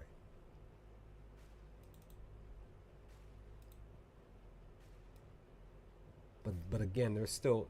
I think at this moment they're still trying to like figure out how they can bring Cyril on, into the group, and then we get the homie here, the homie cashing. This was a part of the celebration trailer with him walking in style.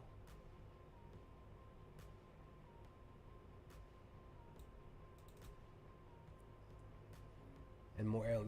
This alien here was an interesting one. Looked like a kind of reminded me like a porcupine type of alien, right? I had to point that out here during the stream. Um,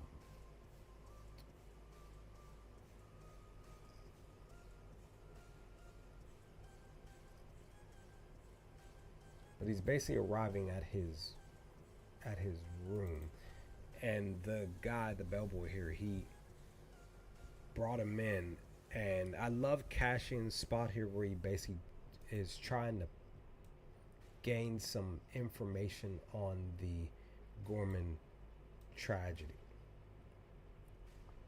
That's basically why he was conversing with him,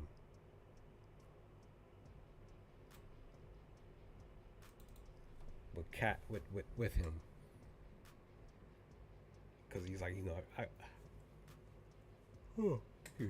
he's like, yeah, like I'm so excited because I just heard so much about Gorman, about this story. He was basically asking, like, is it true that this occurred? And the young man's like, some of us don't like talking about it, but he didn't mind talking about it.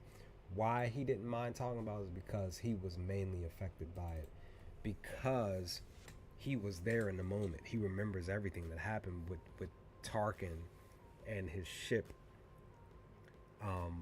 where they thought that they could block him and stop him from landing, and him basically talking to Cassian about how he was there. His dad was there, and his dad was one of the Gormans that got killed during the during Tarkin landing the ship on top of the Gorman people. It just sucks that that he's a strong kid, because I tell you, I don't know, I would probably be breaking down, still talking about it right there, like, man. So I kind of feel like Cassian was, uh, at least sympathetic towards the young man.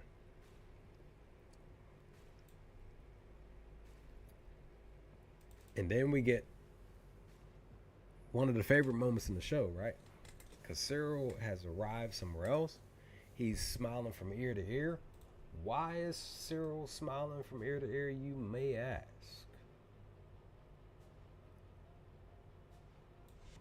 Is because he gets back to the house and sees his baby. As soon as he walks through the door, he's like, what did he say? He was like, I made sure nobody. I made sure I wasn't followed. He gives her a little peck on the cheek. He's like, I made sure I wasn't followed. Blah blah blah. And I did it. Like, man, like, this is wild. But that's when she mentions about, yeah, like, I had you followed. And it wasn't like he was, it wasn't like he was like fully shocked. I kind of felt like he I kind of felt like he knew that she was definitely capable of doing something like that. Um, but he was just asking, like, hey, how long do I have before I leave? How long can I stay? And she was like, only an hour. He's like, only an hour. Like, man, I was hoping for at least a few with you, because I missed my baby, right? But that's when she's like, hey, like, just kind of deal with it and enjoy each other's company. By the way, turn out the lights. I actually saw this on. I came across this video before or this scene before the episode dropped. This was like, I think, a day before the episode dropped, or 2 days or something. It was like that weekend, last weekend. I definitely came across this before the episodes dropped, and this scene was released, I think, last year, but I didn't know, because I was looking at the comments, and I could have sworn in the short that was shown that the short had said, like, one of the comments was from like a year or months ago. So a lot of people were just like, yo, I can't believe, like, they're together. But in the midst of all of that, she definitely demanded that he turned out the lights once again, and that's what he did. I don't think I didn't grab the screenshot for the silhouettes. You can see him in the dark as Cyril approaches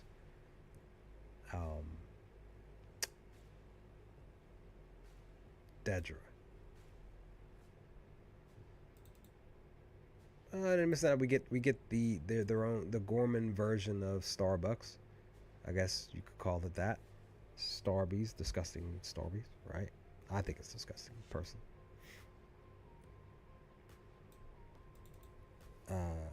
He ends up meeting up with I forgot her name. I think it's Ivani. I can't remember her name. So they basically play it off like they're just meeting up with each other and talking shop about her dad and how he wants to meet up with him, and but she ends up mentioning something key that pissed him off.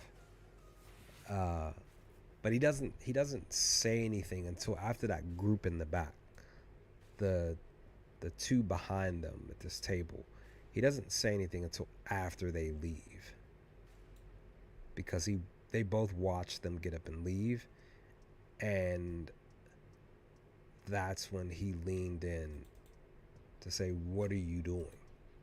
Like, you don't know me."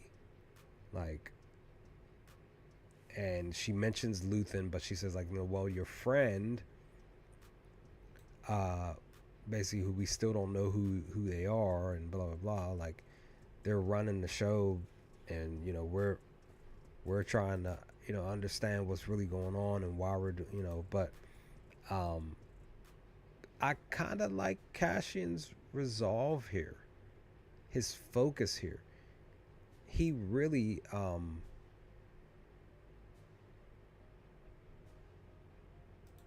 he really leaned into the character, and um, he really like was just like, yo, like I could be the friend, or I could be the ISB. You don't know, like, don't sit here and act like you're. He's basically telling her, like, don't sit here and act like you're know it all and you got everything under control, and because you don't, you're still new to the game. Um, uh, we he's basically telling, like, you still have a lot to learn about how to do this.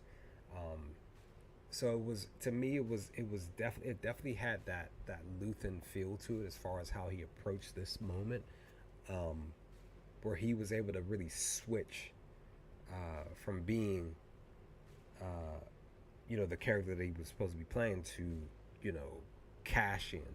It's just like, look, like, you're still a rookie. Don't act like you're a veteran in this game. You're not. Um, and then that's when he switched right back to the bro. But I did like how, when he was leaving her, he leaned into her and said, like, hey, like, you know by the way, you might want to tell your peoples that have been following me that they're rookies too, and they need to stop doing that and just, like, go about their day. Just chill out. I like that too. I did like how he told me that too. I was cracking up. So yeah, and then we get Cyril and his mother, which to me was a better interaction, because he brought her this new spider toy like thing. She was shocked to see it, of course, because she had her eyes closed. He basically gave it to her as a surprise gift to her. But he was, to me, Cyril was more, again, like how he has been, because he's been in Gorman more than being at home. He just seems has more life to him. He's feeling a bit more comfortable to be around his mother a little bit more as well. So I felt like he brought that same energy here to the dinner table here, um, versus how he was in season one. So I enjoyed this moment, and that's the thing. In the midst of her giving him back the bowl of cereal with the blue milk and everything, still keeping the aesthetic of how the original went with season one, per their original interactions.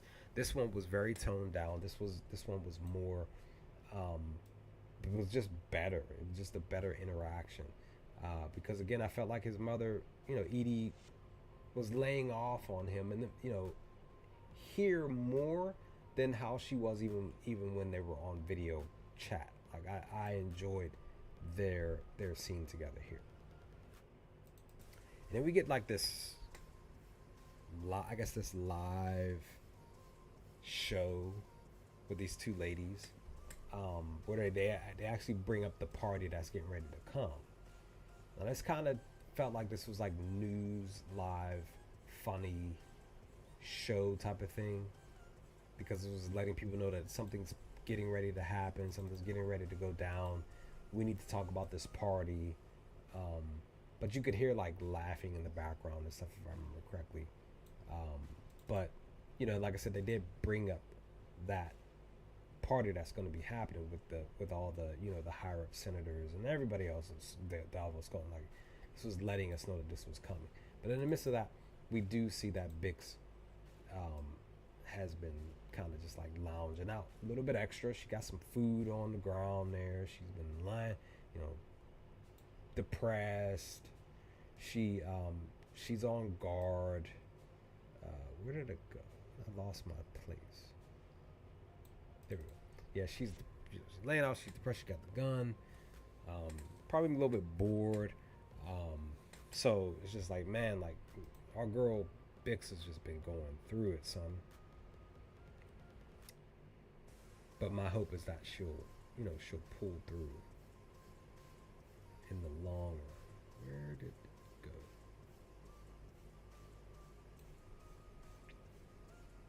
But then we get cool Cassian walking down the hall of Gorman, walking down the open area of Gorman. He's walking, he puts his glasses on because he's getting ready to meet up with Elector Rylance and the crew. Some people made jokes about him in the suit and the glasses and stuff online. I thought it was funny. But he comes to the shop. Again, they're playing it off like he's a new person. He's playing it off like he's a new person, new visitor. So I did like how they kept to the focal point of this moment. But they meet up. He acted like he was bringing something specific to give to Elector Rylance, but they're pretty much discussing key information. But he does bring up to Cassian about his conversation with his daughter from the night before, and he does basically say, like, hey, we still have a lot to learn, and this is true to the core of the moment. But they do bring up Luthen, but they say, like, hey, like, he does mention to Cassian, like, hey, like, I've only talked to Luthen over the phone, but I don't really know what he looks like, who he is, and blah blah blah, which is understandable. It's probably been going about this for a couple of weeks, maybe a month, maybe, I don't know. It's still freshly new, right? In this moment, in up to this point. But Cassian is just trying to reassure them, like, hey, like, that's gonna stay the same, but it's for the benefit of what we're trying to do and try to get to achieve together. And that's the thing. In the midst of everything that's happening, Cassian is only here he's only going to be here for a whole entire day. That is it. It's not like he's been here for a whole week or anything. It's only been a whole, maybe 4 or 5 hours at best. So I found that interesting that he's only just a quick stop shot into Gorman, just to be here, just to chat with Elector Rylance and his crew, and then dip out and go back to Coruscant. But I do like this little spot here with the glass here with the spider in it. I like that little spot. We got a chance to see an actual Gorman spider up front, close and personal. I'm personally not a fan of spiders, just to be honest. But this was still cool to see.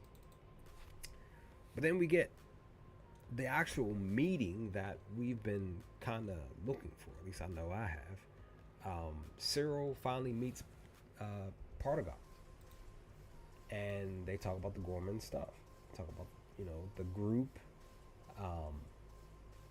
It's just interesting that both Cyril and Cassian end up dealing with the group in their own way, in separate moments. And that's the thing. Cassian is the dude that he's been chasing after this whole time. And Luthen is the dude that Dedra's been chasing after this whole time. Just interesting stuff that all of this is going on. Like Cassian and Cyril is on Gorman around the same time, and they don't even know. They don't even run into each other. Don't see each other. Very interesting stuff that happened in that way for both characters.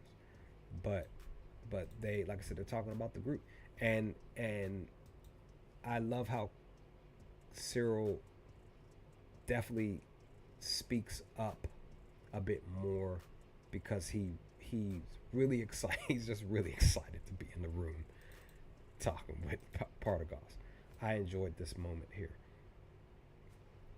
um, and his response because once Partagas leaves because Dedra, she tries to speak up for him as well, um, just to try to you know keep the peace in the room so that way nothing that maybe Cyril may say something wrong to throw stuff off. She wanted to make sure that it stayed on track. That's why I felt like she was saying what she was saying in this moment in time. But I like how once Partagas tells Cyril like good job, Cyril, and he leaves. That's when Cyril spaces out, but he does say, if I were to say this is the greatest moment in my life, does that ruin the moment? But I also like Dadra's response because I felt like she wanted to say something different in this moment here, but instead she just simply says, I'm glad to see um, I'm glad to basically see that you're excited. Um, so, or no, yeah, that's what it was. I'm glad to see that you're happy. So I in this moment here, I definitely felt like something else was happening in this room. That there was something else about Cyril being here, the meeting and the call the call that he had in the secret room with her. Stuff shifted in my brain. I was like, there's something else going on. And I was right because, Dedra and Partagas have a different conversation very, very briefly um, to come. But that doesn't happen until episode 6. But who wants some alien barbecue? Maybe you do. I don't know. Hey, if I'm, we're human, guys. When you're in survival mode, you just might eat anything, and this might be one of it. um, kind of makes me wonder if this was actually real meat, actually, or it was just an actual prop. Because Wilmon grabs a piece of it, he does bite into it. He grabs a piece of it, chewing on it and everything. So I'm just curious of what this really was. Was it a dressed up prop or Boss man, what's going on? How are you? Hope you're doing well. You said love not liking our own, but by ambitions. Thesis, please. Where'd it go? Oh, here we go. All right. But Wilmon notices that Pluty is walking. He's paying attention. Good thing that he is. Mind your surroundings. Glad you're doing good, dude. But he sees Pluty and Saw the homie chatting, discussing, conversing. What is it about? It's basically about the Rhydonian, about the variations. Pluty basically playing it off, but we don't really know that he's playing it off for the most part. But Saul knows that he's playing it off. But he's like, yeah, it's hard for me to really figure out the variations. If I could just focus on one, blah blah blah. But they do both mention Wilmon about whether keeping him or not. And even Saul, again, I felt like Saul was reading Pluto, trying to figure out, if Pluto was a plant or not, a spy or whatever, because he was asking key things. And I too was kind of skeptical about Pluty here because he was just saying, it was just the way that he was responding to Saul, especially when he sat down and he was talking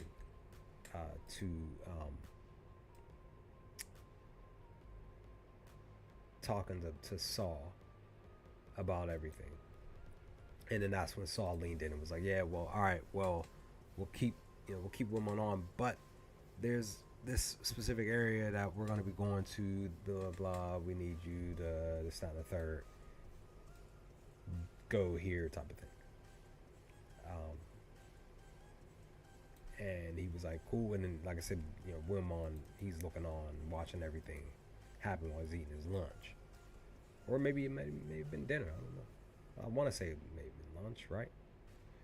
So, and then we get the conversation with Luthen and Claire. Why are we getting this conversation? It's because it's about the listening device.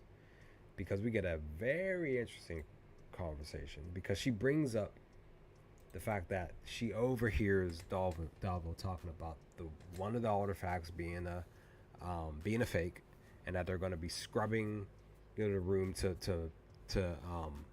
figure out whatever other artifacts are in the room that are fakes.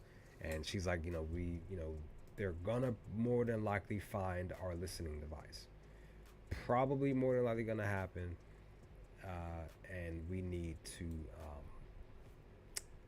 yeah, we need to fix that. But in the midst of that, we switch back to Cassian and the crew because he actually goes and sees where they're gonna be working. Seems like Lutheran missile facilities are sort of fake. Yeah, I'll be bringing that up in a moment here. Hold on, where did it go? Okay, so Cassian is with the crew. They actually go to where the entrance of the tunnel, where they're going to be working to slide the crates and stuff down. But in the midst of all of that, we get the very, very, very interesting conversation, yelling, mind you, between Clea and Luthen about not just the current situation, but they bring up the other stuff that they were working on, which they name dropped Yularen during this conversation. And Clea's frustration with Luthen, and Luthen's response to her own response, because again, they're yelling at each other. They're both like, trying to get their point across. And Clea does mention, like, you're so insufferable. Like I said, they name, Clea name dropped Lauren in the situation, and Luthen's response was like, what did he say? You forced my hand to make this decision to do that thing that basically, from my perspective, what he was saying is like, I didn't even really want to do that, but I did it anyway because you wanted to do it, type of thing. But I enjoyed this moment here. This was back to season 1, because Luthen, like Clea had mentioned to Luthen back in season 1, like, hey, you're slipping. And this harpens back to that moment, to right back here to where, like you said, boss man, Luthen, his mind might be overwhelmed. And again, he might be slipping. Like Clea talked to him from 2 years ago. Now, if we're going by the timeline, this is 2 years later. So yeah, I really enjoyed this scene, like, a lot, with them conversing. But then we get back to Saul, Wilmon, and Pluty, and we go from one interesting conversation to a really interesting conversation between Pluty, Saul, and Wilmon. Basically, Saul, what did he say? Like, hey, is he ready? Can he do it? Wilmon's like, yeah, he can do it. And Saul, what did he do? He where'd it go? He pulled his gun. And Wilma was like, yo, like what are you doing, dog? Like I did everything you said. Like we're good. Like I got it, you got it, he got it. Like what? Everything's gonna the variations and everything, blah blah blah. And that's when, and I was able to get the screenshot right on the nose, right on the money. This was a money shot right here, son. I got this good. Pops, Plutie. Plutie drops. It's a wrap. And this spot here, not this spot, but just roughly probably a minute and a half later, uh, this this moment technically is from the first official trailer that they dropped, um, like 2 months, 3 months ago. Probably 3 4 months ago. But Plutie's done, and Saul basically saying like traitor, yelled out traitor, and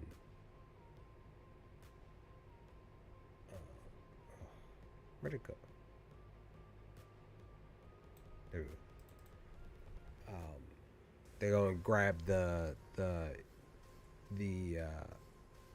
listening device out of his pocket, whatever, wherever it was, and he basically said like, hey, like he was a spy, he was listening in. There was an ambush in this area, but we're gonna be good. We're not even. We're gonna be thousands of parsecs away, and y'all gonna be drinking, your your alcoholic beverages and celebration, blah blah blah, and everything like that. Like this was just a moment. What a moment, guys! Like Saw is just on another level as always. But Wilmot was your boy, man. The homie was definitely like, man, like he couldn't believe it. He thought his life flashed in front of his eyes and everything. But this spot. This was the moment that we saw um, on the trailer that they released 3 4 months ago, of Saw and his ships flying off. Where did it go? And then we get which I always love. We get the hyperspace jump. I love the hyperspace jumps in Star Wars. And then we focus on Electro Rylance and Cashin because they're having a key conversation, just in general about everything that Rylance didn't like actually, because he didn't like Cashin's response. What faction would you be from Galactic War? I would be in the Partisans Command by Saul.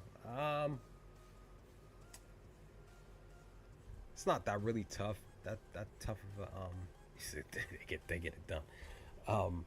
It's really not that. I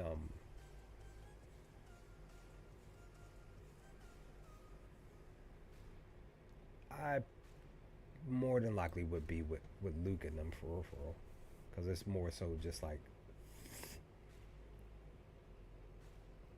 because I feel like the because this stuff is like this is the beginning of the rebellion. So like the Luke and Leia stuff and the Han and all of that, that's like the middle to the end of the rebellion. um but yeah, I think I'll more than likely be a part of that. But yeah, this conversation that Electra Rylock didn't like Cashin's response to the conversation that they're having, because Cashin's basically telling him like, yo, like y'all are y'all aren't really ready. I still have a lot of questions, and he just didn't he didn't like it, and he's just like, well, what would you rather us do? Like, would you rather us just like let them do whatever, and just stand by and watch? But like I said, Cashin was just saying like, what, I still have some questions, and really, don't have basically saying like, really don't have a real answer for you as to whether or not you should or shouldn't be doing this.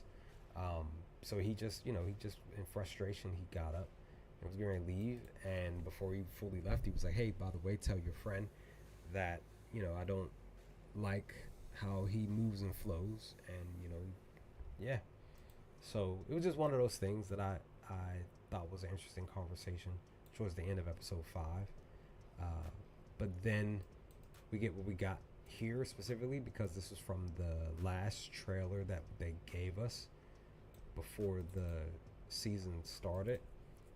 Was wondering what this was, but we figured that out basically here, and that is Saul and Wilmon with the Rhydonian machine, as Wilmon's standing there, click clicking and moving and functioning the variations and stuff, to make sure that this machine goes and get ready to function appropriately. But in the midst of that, Saul actually brings up his youth, which I believe, if I remember correctly, he said he was younger than Wilmon, and his first experience with the Rhydonian, and the fumes and the gas. And he was saying he remembers hearing people screaming, yelling, in pain. He was explaining his own experience of what he was feeling, but he was basically saying like, hey, like I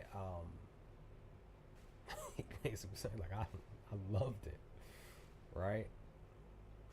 And once the uh, Wilmon got it turned on, that's what, dude, if y'all really paying attention, soon as that gas released, Saul ran to that gas quickly. He went and breathed that in fast. He was basically saying like, hey, I've always loved you, blah blah blah. Wilmon's like, what are you doing? You shouldn't be doing that. But that's when Saul turns around. It's like, this is my sister. So you could tell that this gas has really affected his brain. Because again, it's gonna eventually start really affecting his lungs because he gets the what you call it for his breathing. Not that far away, right? I want to say it's like 2 years away, because this is 2 years later. So we're roughly 2 years away from, no, 3 years away. So we're roughly like 3 years away. But he basically does explain to Wilmon, like, like, you think I'm crazy. He even agrees like I am, but this is what it's about. You got to be willing to do the craziness. I've done it. And he's basically telling him like, you too can do it too. Join me. This is, to me, it was his own version of Vader talking to Luke. Join me, and together we can rule the galaxy as father and son. And Wilmon does indeed takes the gas mask off and inhales that Rhydonian in. Man, he inhaled it good too, boy. Let me tell you, choking, everything. Like, man, he was just like, yeah, breathe it in, take it in, let it. Yeah, he said, let it run wild. That's what he yelled, and that's pretty much the end of episode 5. Man, what an episode! What an episode! So guys, all the episodes have been really great. We're gonna move on to episode 6 in a second, or a moment.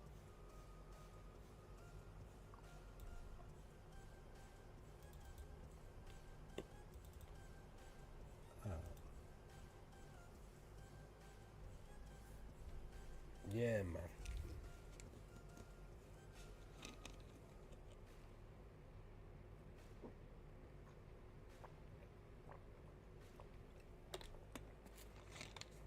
Whew, I have been talking. Look at that. It's 8:07 p.m. I have been talking, so man. But we move on to episode 6. Titled What a Festive Evening. And what an episode. Like, all the episodes have been great from episode 1 and 4. All the episodes have been really great to me. Just really, really just fun. We're here at the port. Steer guard. Rima trade route. Saul is a real person, tells the truth no matter what. That is a strong person, but only to rebel factions, partisans, and boss. I believe it. But as I always, because I love ships, I love the halls of the ships. It's just not. This one kind of reminded me when he was walking on Saul's ship. It kind of reminded me of a little bit of the Millennium Falcon a little bit, just a smaller version, just the hallway here. But so when he get on, Saul pretty much tells Cassian like, "You're late." He's like, "I know." And he basically like tells him like, "We're gonna head on off to Coruscant." Tells him to hold on, and the ship pretty much flies up, flies out, heads into space. Just love the look of this, right? Just love it. But Saul, not Saul. Luthen mentions that, hey, look at you, like, what's the name of the character? Blah blah blah. He was like Varian Sky, and he's like, not bad. But they have an interesting conversation about the crew, because he's like, hey, like, I heard that it didn't go well. He's like, oh, you heard? He's like, how did you hear? It was like, well, they called me. Like, this is a different group because they keep in touch. But he was just telling him like yeah, they called me and told me all about what they just didn't like what the conversation that y'all had. But Cassian is just saying like well, to be honest, they're just not ready. They're not ready to do this. They're still young in the game. Like they're not ready and willing to really go out here and go against the Empire, and they need time and they don't have that. But Luthen's like, well, he basically was telling Cassian like they're willing to do something though. That's the thing. That's what he told him. Like they're willing to at least do something instead of just like not doing anything at all. But Cassian, he's just like saying like they don't matter to you. Like you're kind of just like throwing them in the fire. This was just an interesting discussion here about the whole situation that they're in right now with this group, that I found interesting. That we see Luthen's mindset, because we see a little bit more of it, even more. We continue to see what Luthen thinks about certain things and about certain people in this series as it progresses with these episodes. But we do get the moment here where Cassian's like, I'm thinking like a soldier, and Luthen's like, I need you to you should be thinking like a leader, to really make tough decisions, tough choices, even the ones that you may not like, type of thing. And yeah, it's just like, man, it's a tough pill to swallow for real, because you're looking at everything from the perspective of all of the characters and what they're really trying to do with this rebellion and stuff. I feel like all of us have our own viewpoints on what is right and wrong about everything. And in this moment, I feel like even in this moment between Luthen and Cassian, that they both have their own thoughts and feelings that may be truth to it and what they're saying and how they're responding to each other. So yeah. But in the midst of that, we get another alien. This one's at the shop talking to Clea, but Luthen calls and basically just calling to just say like, hey, like, there was a piece that I didn't like. We're going with something else. Blah blah blah. Basically, that's basically what the conversation was. And Clay was just basically saying like, well, don't worry because it's already in the works to be arriving shortly. So that was that quick, brief conversation. But then we get Vel. She meets up with the guy. Like I said, I keep mentioning that this dude and the one cat that we're gonna be talking about in a little bit here. Um, I don't think they said his name or the other dude's name. Like I said, Drina. We have Drina's name. We have Rylance and his daughter's name. I just can't remember her name at the top of my head. It starts with an E. Um, but let's see. But they pause. They stop and mention something. But he's pretty much grabbing that bag that she had next to her. And then she gets up and leaves. But then we get this part. This was a part of the teaser trailer at Celebration and the first original trailer of Cashin walking down the hall. We didn't know specifically what hall this was, but this was basically the hall to the safe house. And once he gets here, interesting enough, he has a specific key knock. If you're really paying attention to this moment, he knocks. I think it's like 6 times, like 3 times, or 4 times, something like that. Between 3 and 5, something like that. And then he rings the doorbell, but he doesn't get an answer. But then he figures out what he doesn't figure out, but he opens the door, gun ready, but Bix is in there, and they get they get a little steaming hot kissing, excitement, joy to see each other. He's like, baby, I'm home. Daddy's home to stay. Let me stop. But in the midst of that, he notices that she had cleaned up a little bit. But I do think that she was still a little drugged up here. Just being honest. It was the way that she smiled too at him when he was holding her face, caressing her face. Just like, I don't know, girl. Like, you probably took some more of that stuff, because he did ask her, like, are you okay? But in the midst of all of that, that's when she mentions Luthen stopping by, which of course he did not like. He took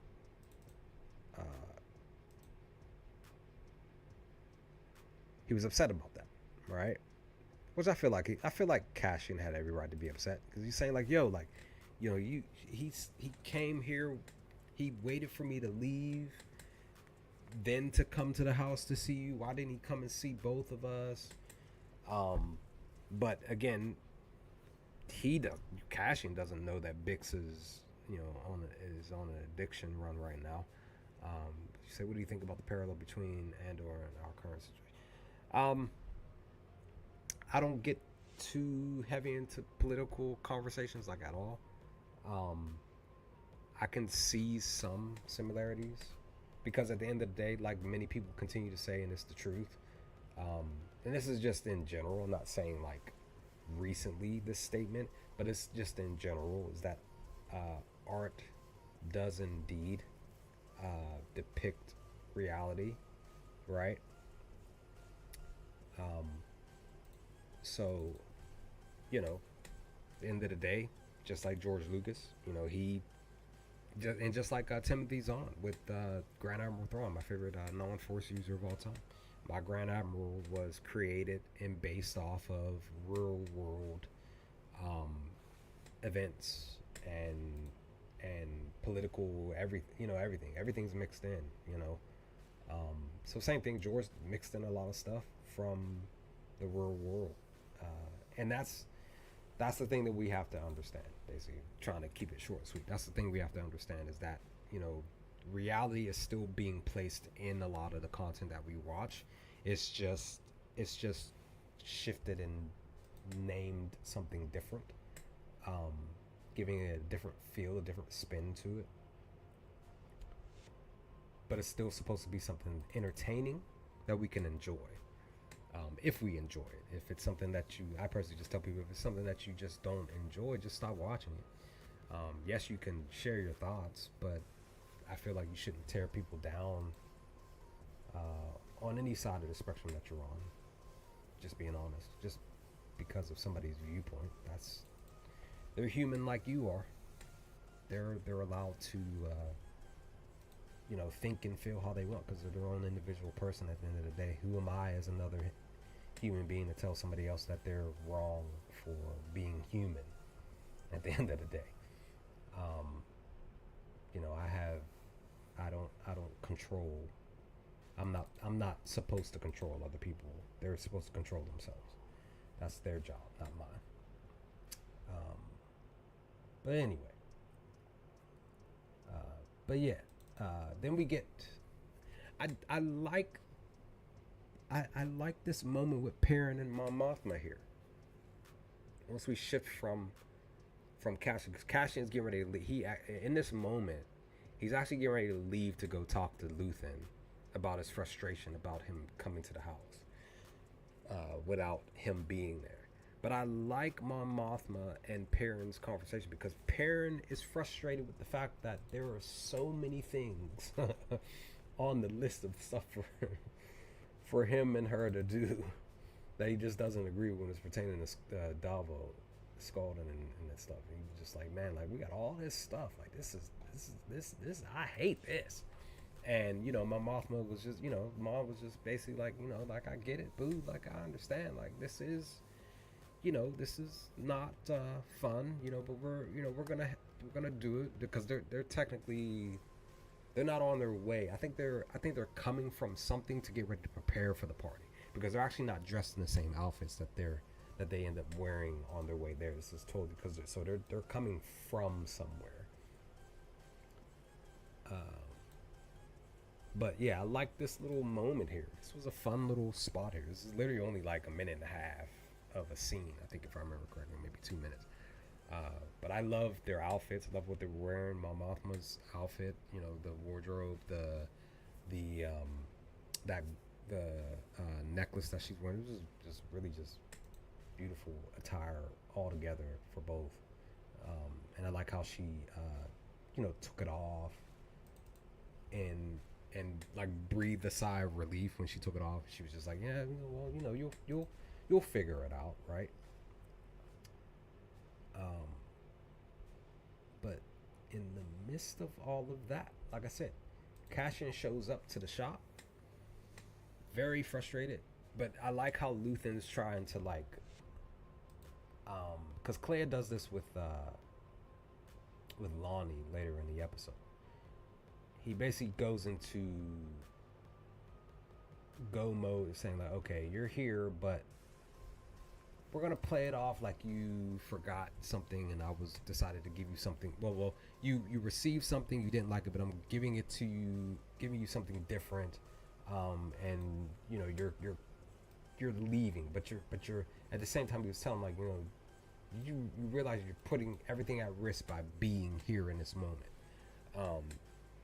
But in the midst of that, Cassian's basically telling him like, yo, like you should not be doing what you do and acting like it's okay.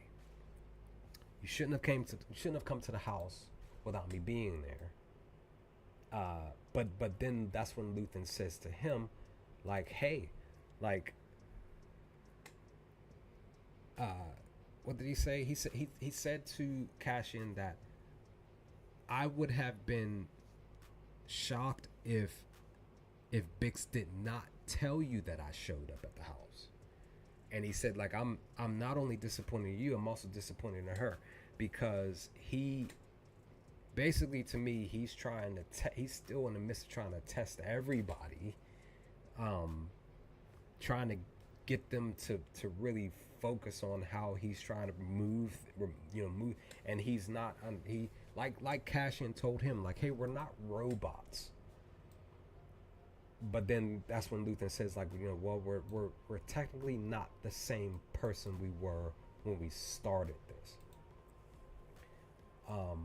So it was just a very interesting conversation, very interesting response by Luthen. during this conversation and how he went about it. I just was just like, wow, like he really went into. He was just like, oh well, this is how it's gonna go and blah blah blah because you're jeopardizing everything blah blah. But I did like Cash's response saying like, Luthen, we're not, we're still human at the end of the day. We still have thoughts and feelings and everything, and you can't treat us like we don't have value outside of the mission. Basically, that's what I viewed this conversation about.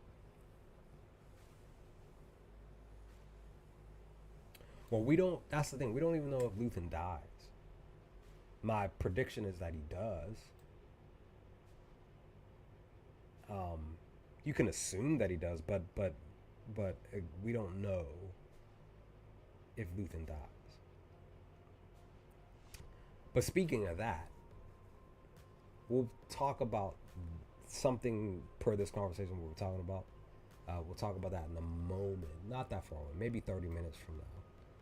Um, but yeah, there's that. And now let's talk about one of my favorite scenes in episode 6. Partagas arrives at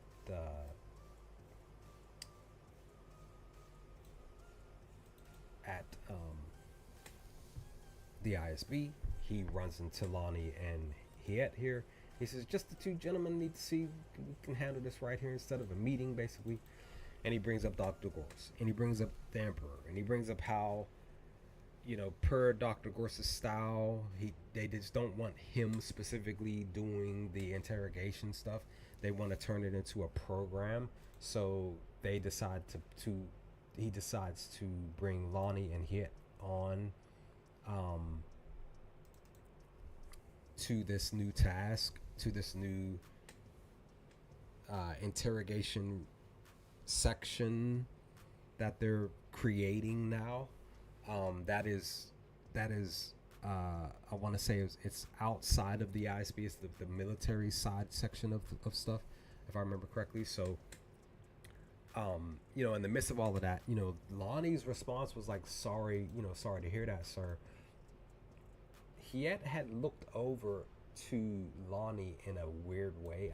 I couldn't grab that look that he gave to Lonnie in that moment, but that led to what? Which, per my video that came out yesterday, you could check out here on the channel if you haven't.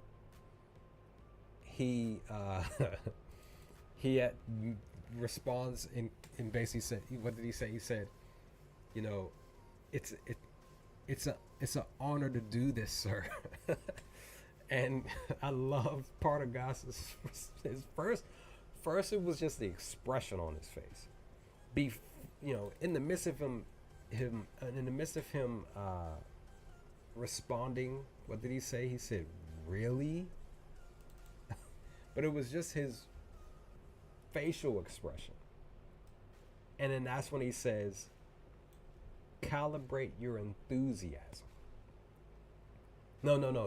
He said, "Really? It's just an assignment. Calibrate your enthusiasm." And you'll receive the you'll receive the briefing notes in the morning. And then that's when he had basically yells out like, well says like, why did I say that?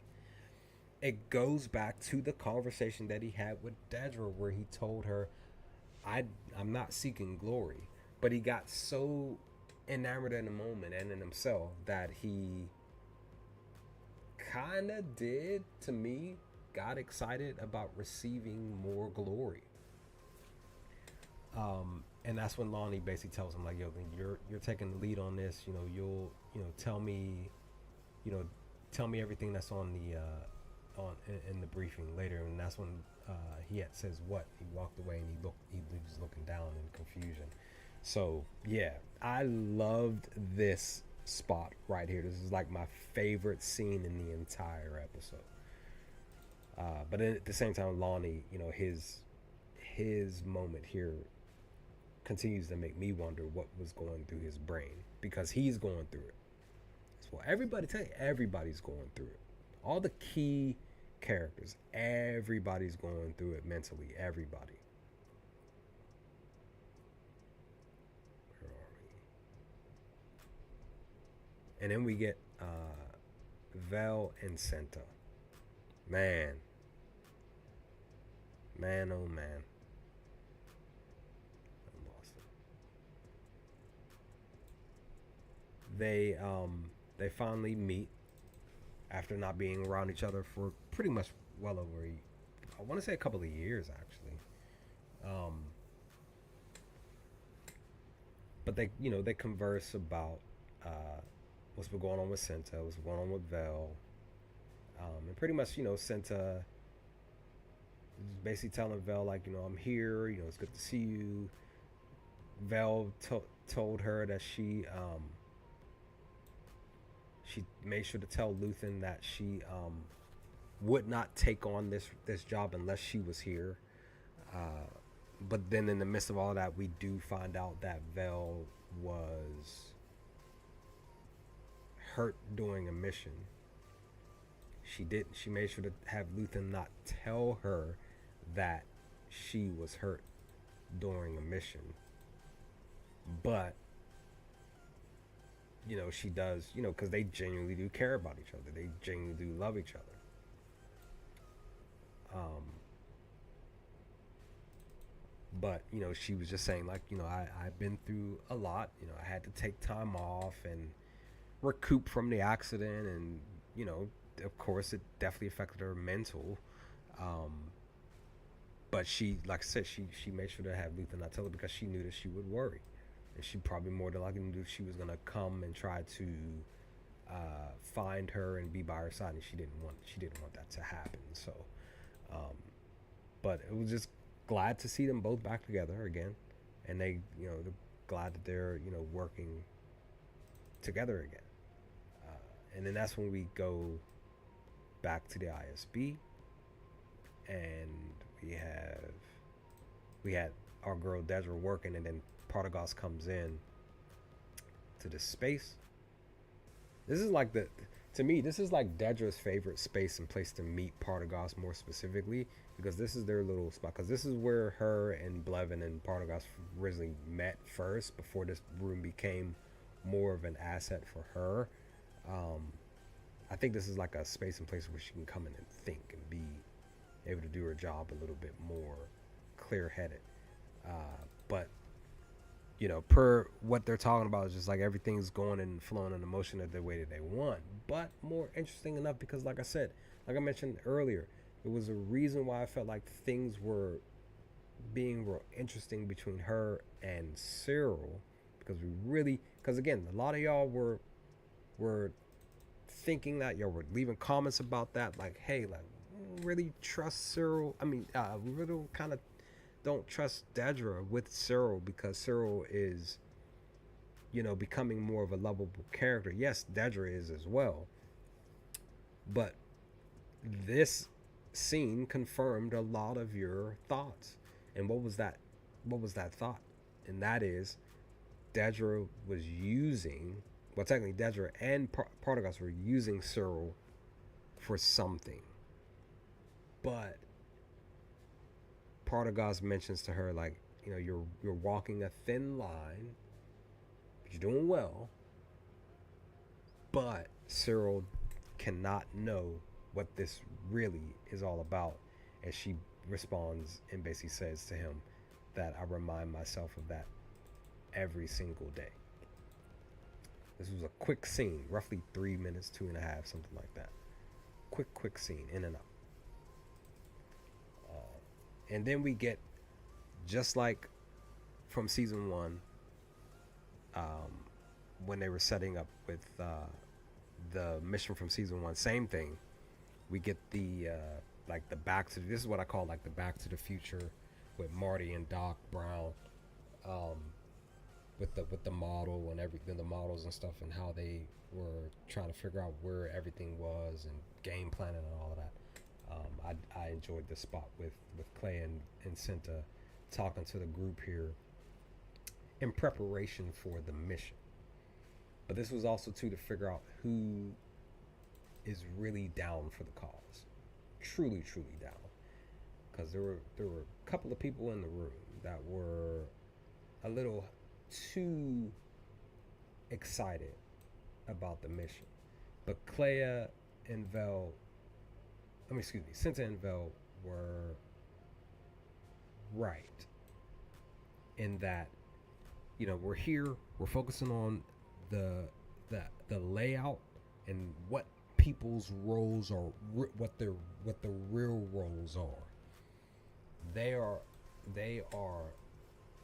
specifically telling them like, hey, we run the mission. You all are just the pieces to the puzzle. We put the pieces together on the puzzle. You all just go and do what you're told. Don't act like you can do anything extra. Just be even. That's the thing. They were telling them, don't act like you could do anything extra, even if you live here, you reside here, you know every cat, corner, nook, and cranny, and everything. This dude here, which again, I still don't think they get. I don't think they gave him a name in the show. He even tried to attempt to add his own flair to the situation, to the mission, and even Rylock even tried to calm him down, but he acted like he could say whatever he wanted, but both Vel and Cinta put him in his place, and saying like, yo, like, you need to understand, this is not a space and place where you can act like you can control anything. That's not it. Tone all of this down. We control how this is gonna go. What did you think of Gorman's language? Yeah, I enjoyed the language. It is a mixture of French.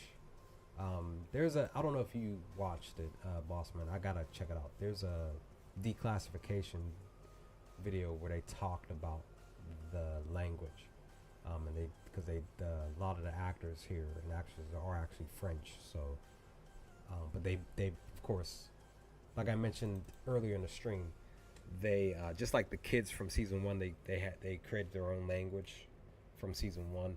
The adults here, they did the same with a mixture of their French language. So yeah. Oh, okay. Well, that's on them. I mean, technically they're allowed to have the issue. They can have it all they want. But it is what it is. They can't change it. It's already done. They're just gonna have to just kind of just accept it for what it is. They can complain all they want. They're allowed, but nothing they can do about it. But yeah, they, like I said, they Cinta and Vel had to really set the record straight with everybody, and I enjoyed this spot here. But of course,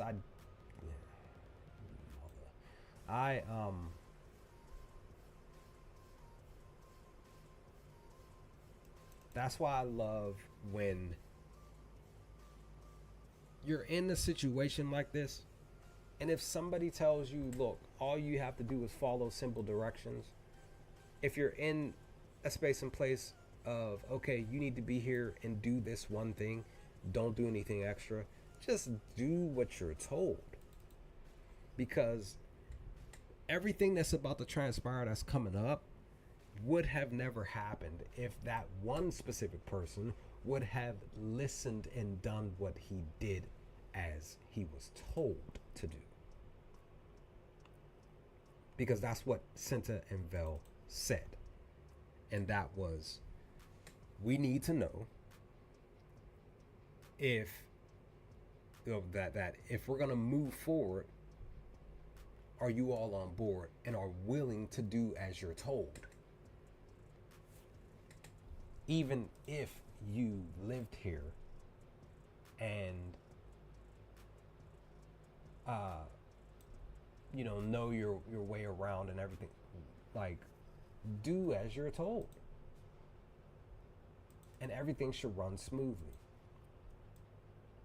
Everybody, again, per the scene, everybody seemed like they were willing to accept that, but we know the person that did not.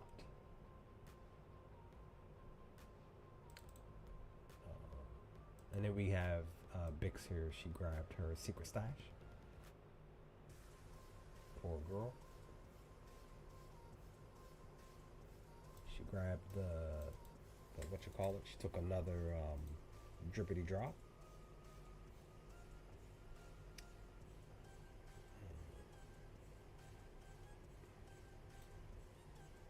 And then Cashin he had woken up. He was having a nightmare or something, or whatever. He got startled out of his sleep or something. I wonder what he was dreaming about. But then Bix told him like, "Hey, the light is flashing again." Blah blah blah.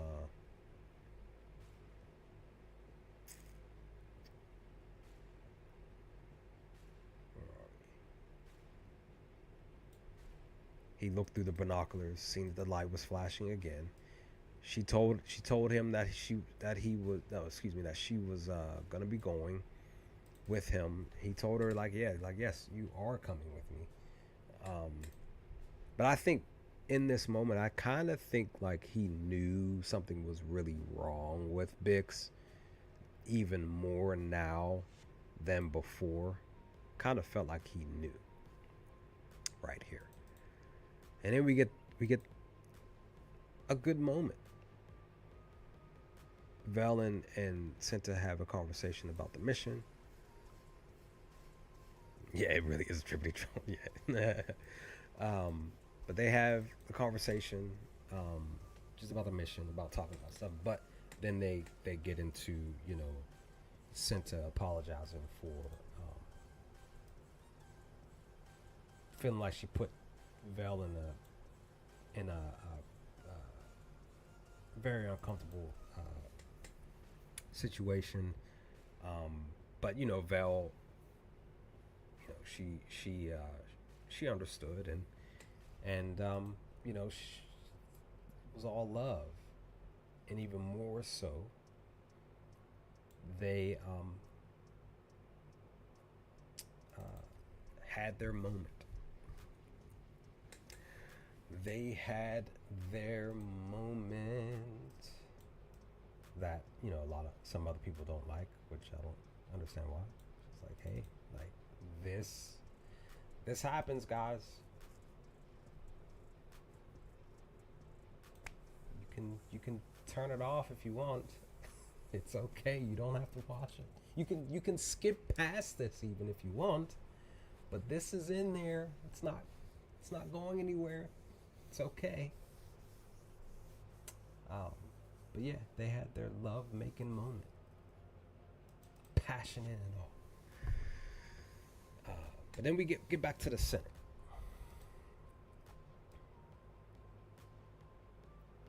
And we have Senate here. We have them making an oath, which I believe this stuff happens on many occasions. Kind of like your national anthem thing. I believe because there's still some Star Wars books that I haven't read. And I believe that this was a part of a couple of Star Wars books that mentions this stuff. Where there's somebody like this, and he's having them declare stuff. Like I said, sort of kind of like the national, like this stuff, like this moment happens a lot, where they are declaring themselves a part of the Empire, and Mon Mothma and Beryl, they are reciting the words along with everybody else. But Mon Mothma, I love that she is so frustrated. In the midst of her saying this, she where is it at? She squeezes the side of this thing here. She's just really upset, and then she doesn't even. I don't even think she let it I don't think she finished the thing. Love is love all day. I don't think she finished the what you call it, and she bolted out of there. Like I said, like I mentioned before, a lot of people would be power walking it down in the show, but she was hauling, and she was walking around. Like I said, like I keep saying, a lot of these actors love the outfits, the wardrobes, the colors, and all that. Love this stuff. Um, but my Mothma, you could tell she was really upset. She did not want to be there, and she left. She did her own version of using her PTO to leave to go home. And then we have Luthen and Clea getting ready to head to the party.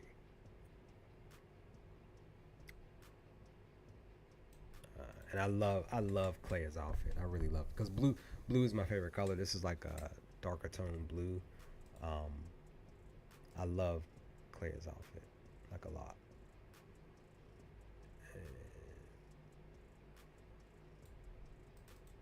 This was actually a part of the trailer. Didn't really know what this was. We definitely know tell this was in Coruscant, but this now we know what this scene was about. This was about them arriving at the party. Um, I love my Mothma's thing that she's wearing over her head. That's like flaunting in the wind, like blowing in the wind. Um, and I love pairing his look as well. But in the midst, we get somebody name. First, we get somebody saying Mon Mothma's name. It says Senator Mon Mothma, and then in turn, she responds in kind by simply saying Senator Bail Organa.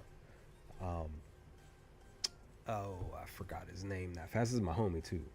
Um, oh, what the?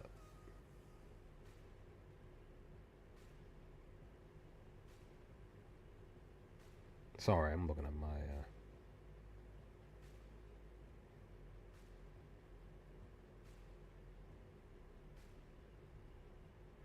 Oh, okay.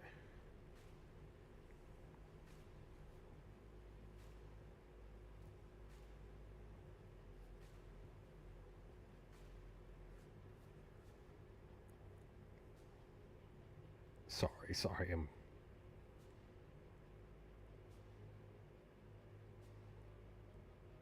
I gotta clear my emails here. Okay, we're good. Okay, forgot his name. Let me see.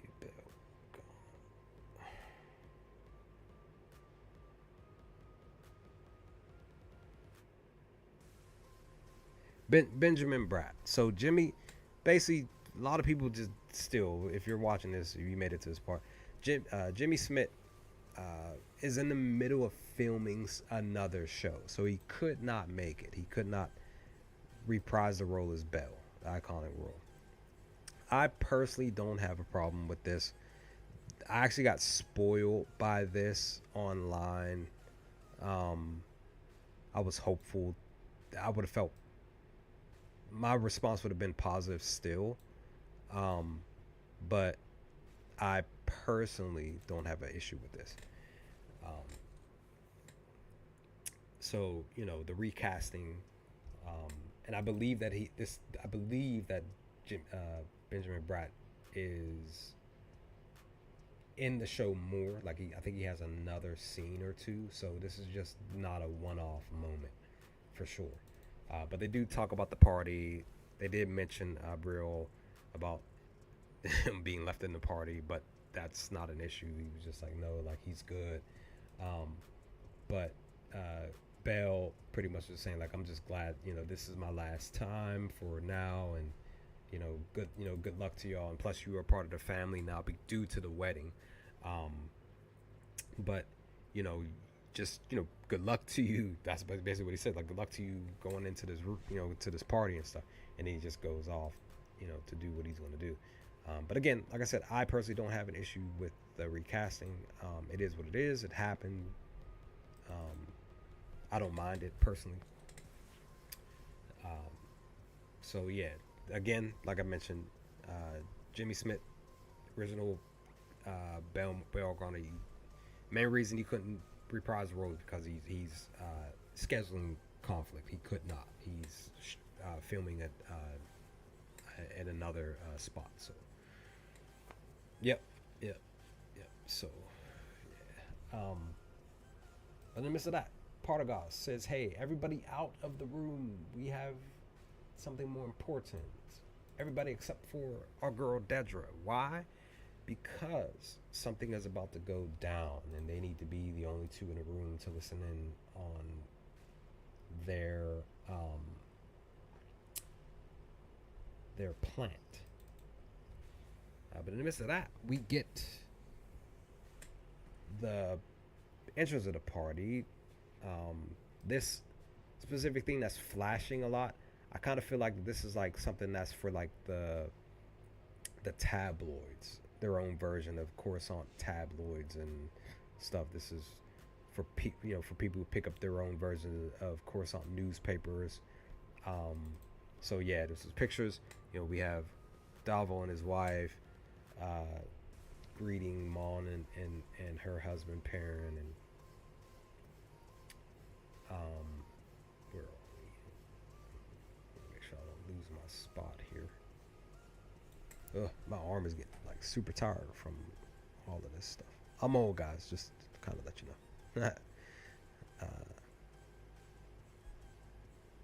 But in the midst of that, they just are conversing about just being there. Yeah, definitely.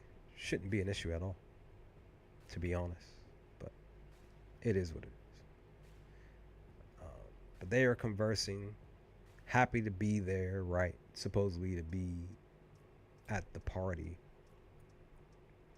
And I like the inside, the way the camera panned back to be able to see everybody down below. I like the little spot here. Per the party. But then we get the crew. They're getting ready to prepare. They open the back. People jump out. They're like, let's go. Let's get ready. Because the ships with the crates are coming. Everybody got to get in position, right?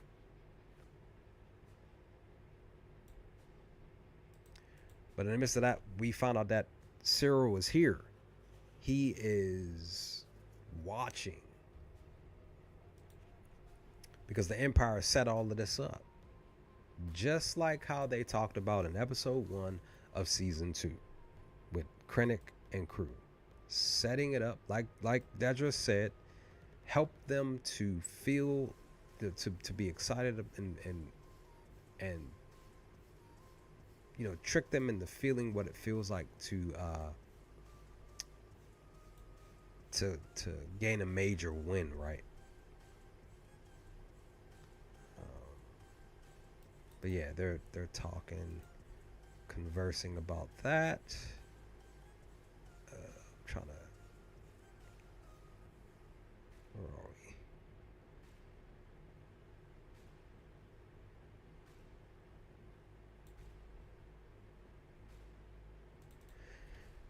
we? And Cinta pretty much says like everybody's in their spots where they're supposed to be.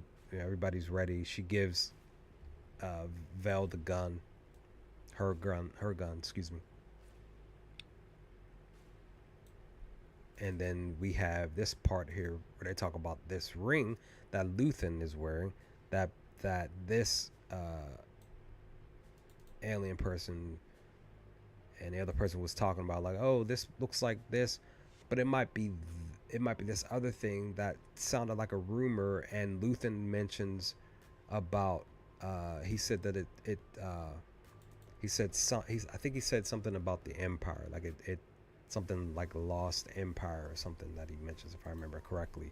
So just like, yeah, like Luthen, we know that Luthen has a lot of stuff that predates a plethora of things, but he does jokingly say like, oh, I was just bringing it here to see if anybody was going to try to, I think he was saying like to see if anybody was going to try to steal it off him or something like that. Was, and where everybody laughed.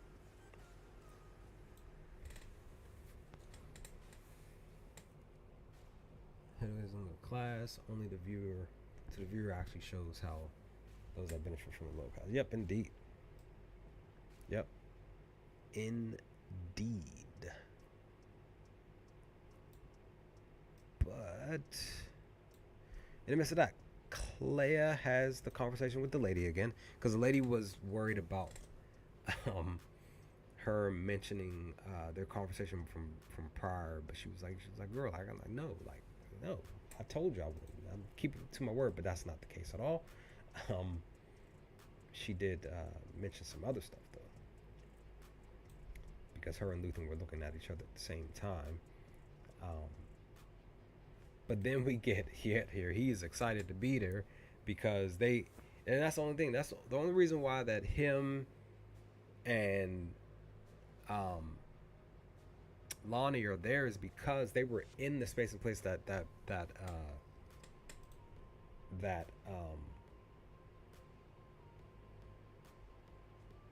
Dedra and Partagas were at until they got kicked out. The only reason why they're there is because they got kicked out. So they're here at the party now when they technically would still be back at the ISB basically. So the homie shows up and he's like, "What are y'all doing here?" And they're like, "Oh, we're here all the time." Blah blah blah. You know, we're getting these drinks because he had talked about the what you call the drinks that he was drinking. He's like, "Man, these are really really good." Uh,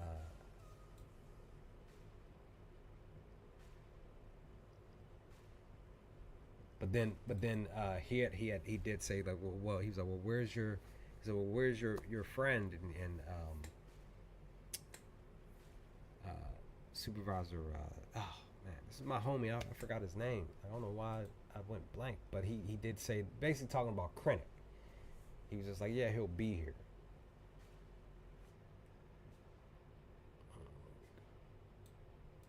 But this guy, because again, the focus is preparing because it's getting ready to go down, and this dude, ugh, can't believe this dude, man. Did not listen to simple instructions at all. You hear me? At all. Because the the what you call it with the crates have arrived, and uh, Ryla's daughter mentions like everything's in place, we're ready, blah blah blah. It's go time. Um, and then that's when Cinta places the what you call it, like the charge things on the ground.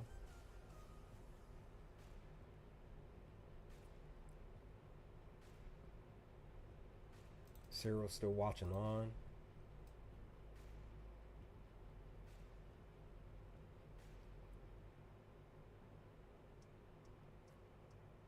Man, trying to be more quicker.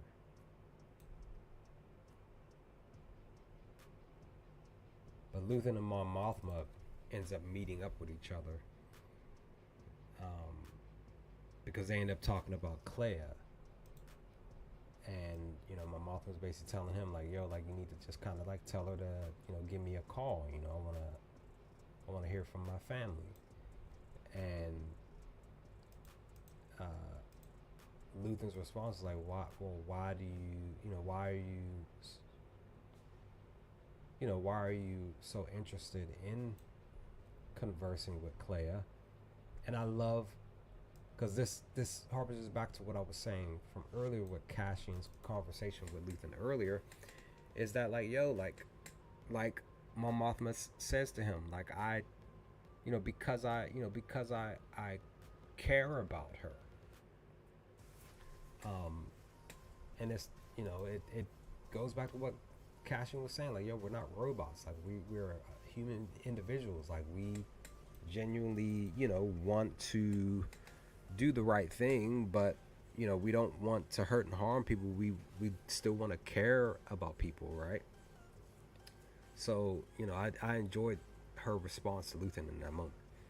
Then that's when Perrin walks up and just and Davos' wife just say like, hey, like, your boy's down in the thing with the artifacts, it's time to go, blah blah blah.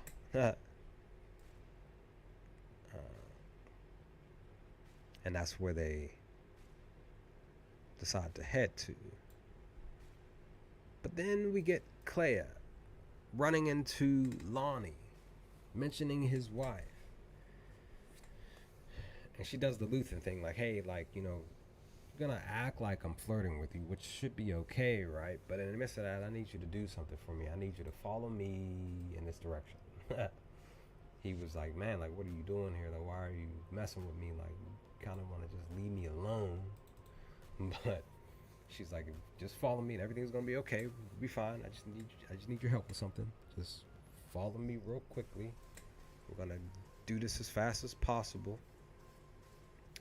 I enjoyed this little moment between these two, but even more so is what's to come. But yeah, everything's about to happen. Cinta's set. She's ready to do her parkouring, right?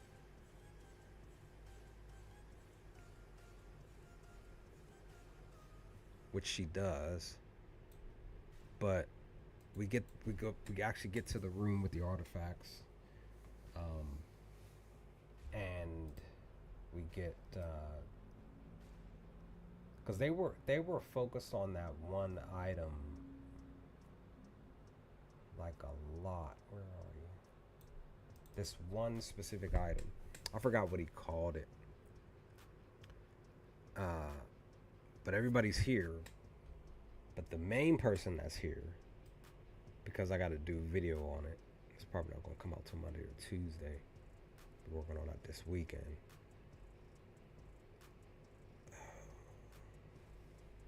Where did it go? But the main person that is here is your boy Krennic.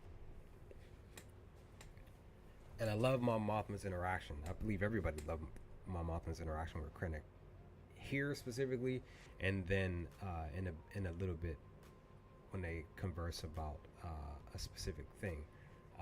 But Krennic says it's it's delight to see you, but then Mon Mothma's response is like, well, it's how delightful to see you not on the witness stand. And Krennic laughs. Well, he smiles or whatever. He says, "What a lovely bunch."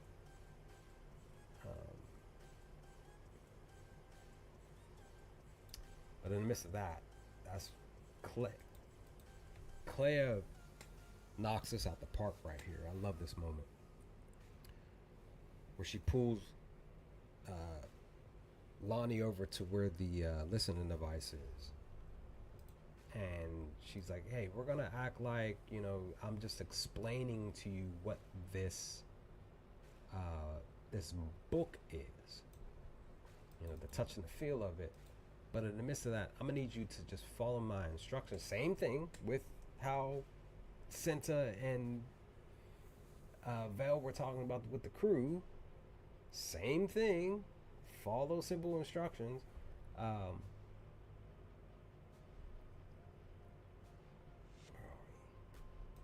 Lonnie was getting a little frustrated with it, but he was sort of kind of following instructions when she told him to move left and move right and blah blah blah. But she's basically trying to get ready to get the listening device, and I love that she brought the because when she put it on, I was like, that's a cool little neat little thing on the front of her outfit, and I was like, okay, that's the reason why, because it's this thing, whatever this is. And she says she's going to just use this to get the listening device,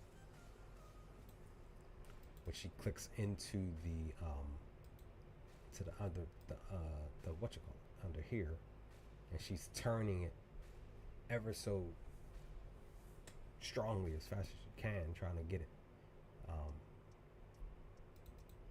But again, in the midst of that, we have a very interesting conversation between Krennic and Mon Mothma, and they were talking about the Canna. I can't remember the name, but it was because he mentions like, yeah, we taught about this specific moment in history back at the academy, and he said that like we taught this specific thing, and then that's when Mon Mothma response pretty much was, you know, like basically like really, well, you know, what we heard was this version of the story that, you know, the you know the the people were being you know, basically persecuted and, you know, killed or whatever suffering that they were going through, the in a,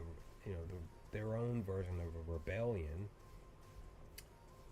But you know, of course, Krennic uh, was saying like, oh, like, you know, but how could criminals do such things when they're liars? You know, they're criminals. All they do is lie. So it was. I loved the back and forth between Mon Mothma and Krennic here. Um, it was just a fun, that dialogue was fun to watch. But in the midst of all of that, Clea is going through it because she's trying to use that strength to get this, you know, get this listening device from this thing. Which of course she does eventually do, but in the midst of all of that, if I can find it, I don't think I can. I think I got it right here. Her hand was bleeding. Man, right? Hand was bleeding. But in the midst of all that, Senta does the parkour stuff. She rolled onto the thing. She missed it. So sorry I missed it.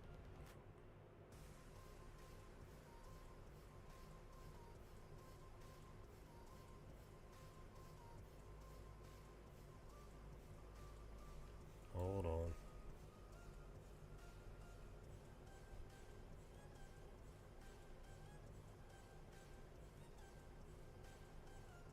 Crap. Where did it go?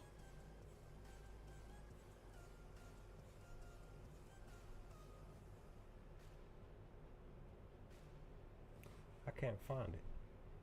I thought I had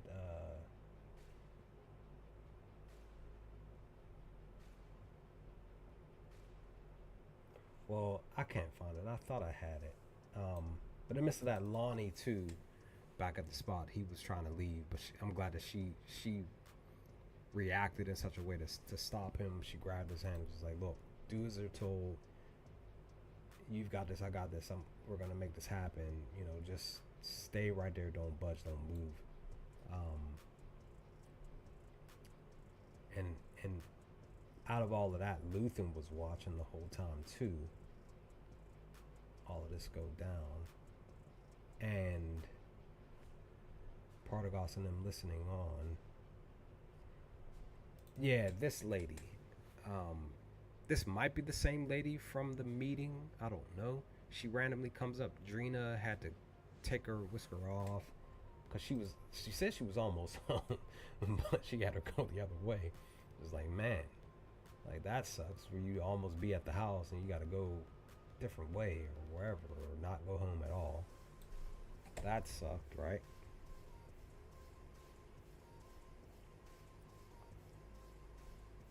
Where are we? Where am I? I done lost my place. But this bum, the dude that didn't want to listen, that felt like he was basically a little bit more important to the mission because he wanted to do his own thing. When he was told only Vel and Senta has a weapon, nobody else. This bum had to be the one to ruin the ending of the mission because if I remember, his name was Slendic, I think. If I remember, I can't remember off the top of my head. But he approached, and like I said, this dude, he decided he wanted to pull the gun. Get the idiot. And dude even says, "Is that a toy? That better be a toy, because if it's not, I'm gonna knock you upside your head."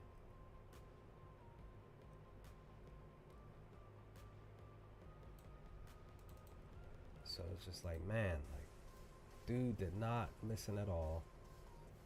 They ended up scuffling.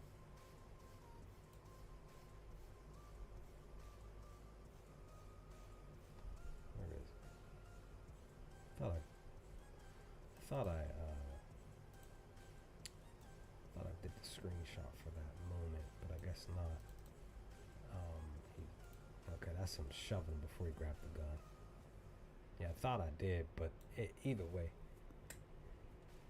Of course, Z2 Penguin. Hello, how are you? Hope you're doing well. Be another 3 set of great episodes. But again, in the midst of all of that, that's when we got the shot.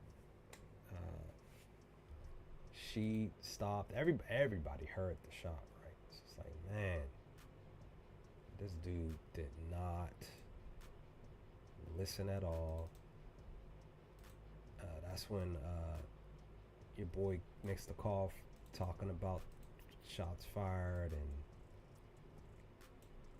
it's like, man, like I can't believe this dude did not listen, like not at all. Vel rushes over and pretty much sees who it is, and it's Cinta. She got shot right there, right below her chin. There, you see where the wound hit. It's just like, man, like they had just got back together, just had their their moment of love making and everything, and she's gone. Like the very next night, gone. Freaking bum, man. So all he had to do was listen to, do what he was told. He would have been a rat.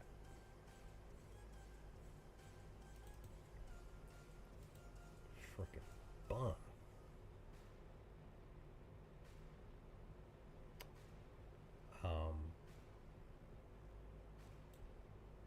But in the midst of that, dude, at least kindly enough, nice enough, he was able to pick up Cinta's body and carry her down to the spot, the place. Kind of like skimming through everything. But in the midst of that, back at the what you call it, they end up going right where Clea and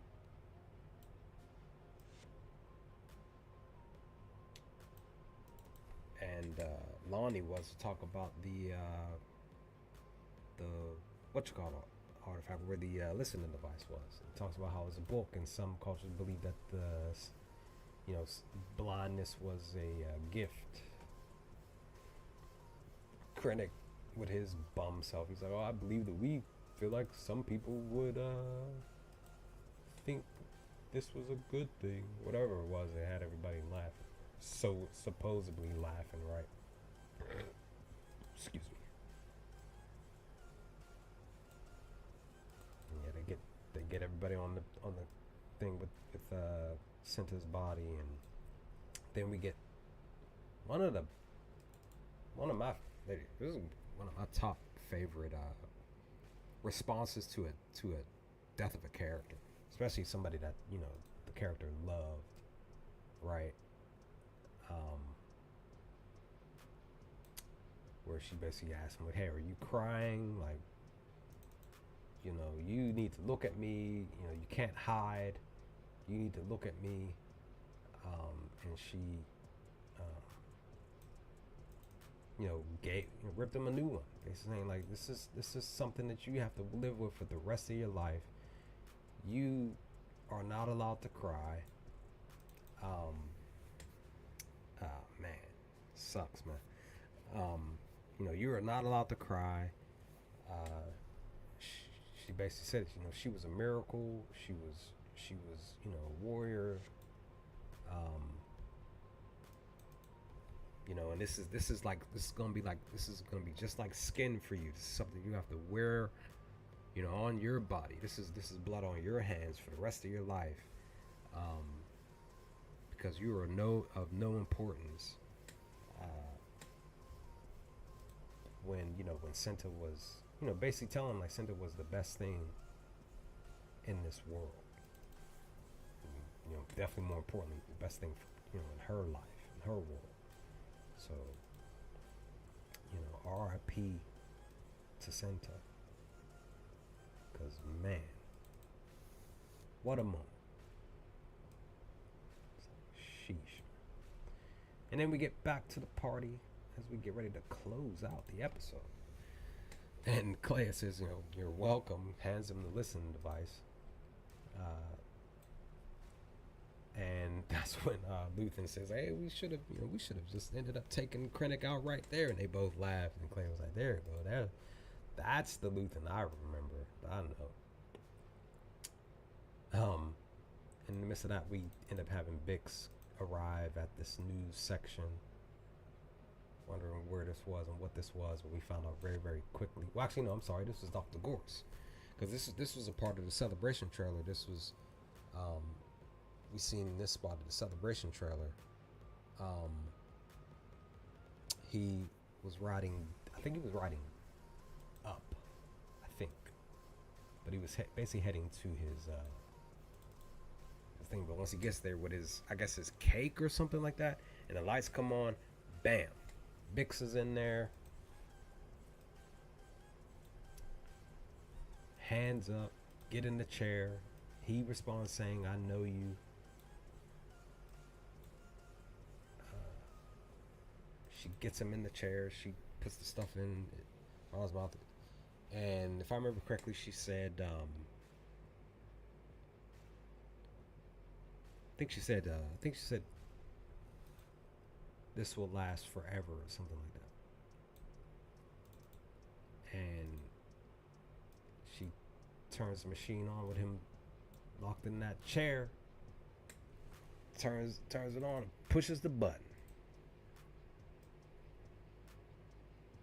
And man, it was a wrap, son. It's over. Your boy is donezo. And I like this part because she's walking down. Your boy's like, hey, who are you? You're not supposed to be here. And she pulls the thing out. Bam, dropped your boy real quick. Dude fell kind of like, not like his acting in this part. That was dope. I like that part, how he died. I like this part here. It was just a cool little spot. And then of course we get her meeting up with Cassian, and he pulls out the detonator and he pushes the button. An explosion happens behind him. So yeah, it's a wrap. She looks at him, looks at her, both walking down. Bix is smiling. So like I said, I kind of feel like Bix is hopefully gonna find some peace here in this moment in time. But that is the end of What a Festive Evening. Like I said, all 4, 5, and 6, all 3 episodes really, really great. And to be honest, like all 6, I would want to say maybe possibly 4, 5, and 6 have a little bit more rewatch value than episodes 1 through 3. But I loved these 6 episodes. We are literally halfway through now.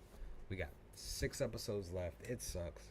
And we only have 2 weeks left before the show is over. But like I said, we still have plenty of stuff to still talk about for years to come that I'm going to still continue to bring up as far as Andor is concerned, even after the show is over with. We're still going to be talking about Andor next year, the year after, 5 years, 10 years, however long I have left on this earth. I'm still going to be talking about Andor here on the channel. So yeah, all these episodes were great, fun. But that's what I wanted to mention before I end the live. The one thing to note with episodes 3, episode 6, 2 people died. Brazo died at the end of episode 3. And well, technically it was 3. Well, technically you could count. We're talking about a part of the rebellion more so. The people of the rebellion. Who's gonna die next? So Brazo died in episode 3. The end of episode 3, Santa died at the end of episode 6. So the question is, who is going to die at the end of episode 9 come Tuesday night? Or just in general next week? That's the question. And like I said, episode 1 and episode 4, Dadra said in episode 1, she brought up the word propaganda. She said the word propaganda. It's in the video, the thumbnail of my video from last week. And Luthen brought up the word propaganda at the beginning, basically, of well, just in general of episode 4.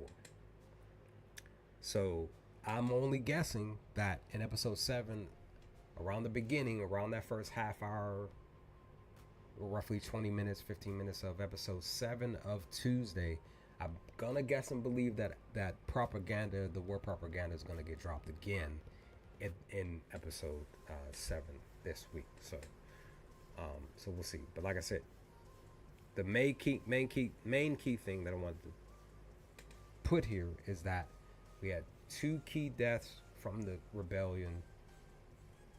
Brazo at the end of episode 3, Senta at the end of episode 6. So the question is, who's next, and who's the person that's going to die in episode 9, if that's the trend? Because I'm a part of the betting world, so we follow trends, and I don't like following trends when I'm betting on sports. But yeah, but episodes 4, 5, and 6 were really, really great, really, really fun. Really love these episodes a lot. A lot of rewatch value for these 3 episodes for sure. Definitely still in general, just the 6 in general. So what's to come next? We only got 6 episodes left. I'm looking forward to episodes 7, 8, and 9 for Tuesday night. I'm off Wednesday, so I'll be able to dive more deeply into the videos that I want to do for next week for Wednesday, Thursday, Friday. And then as always, the hope is next Friday I will push to do another live stream like I did tonight to talk about my thoughts in general on the newest episode. So with that, I'm getting ready to go to bed because I got to go to work. I got to work this weekend, the next 4 days really. And yeah, I'm tired, I'm sleepy, and I can't wait to just sleep the night away and get ready to go to work in the morning. But with that, if you've watched this stream, thanks for stopping by. Leave some comments in the comment section below. I'm still reading your comments from all of my other episodes. Boss Man, thanks for stopping by. Senior Grumpos, thanks for stopping by. Mildrock, thanks for stopping by. Z2 Penguin, thanks for stopping by. Everybody, just for watching in general. Appreciate you all. Continue to be you.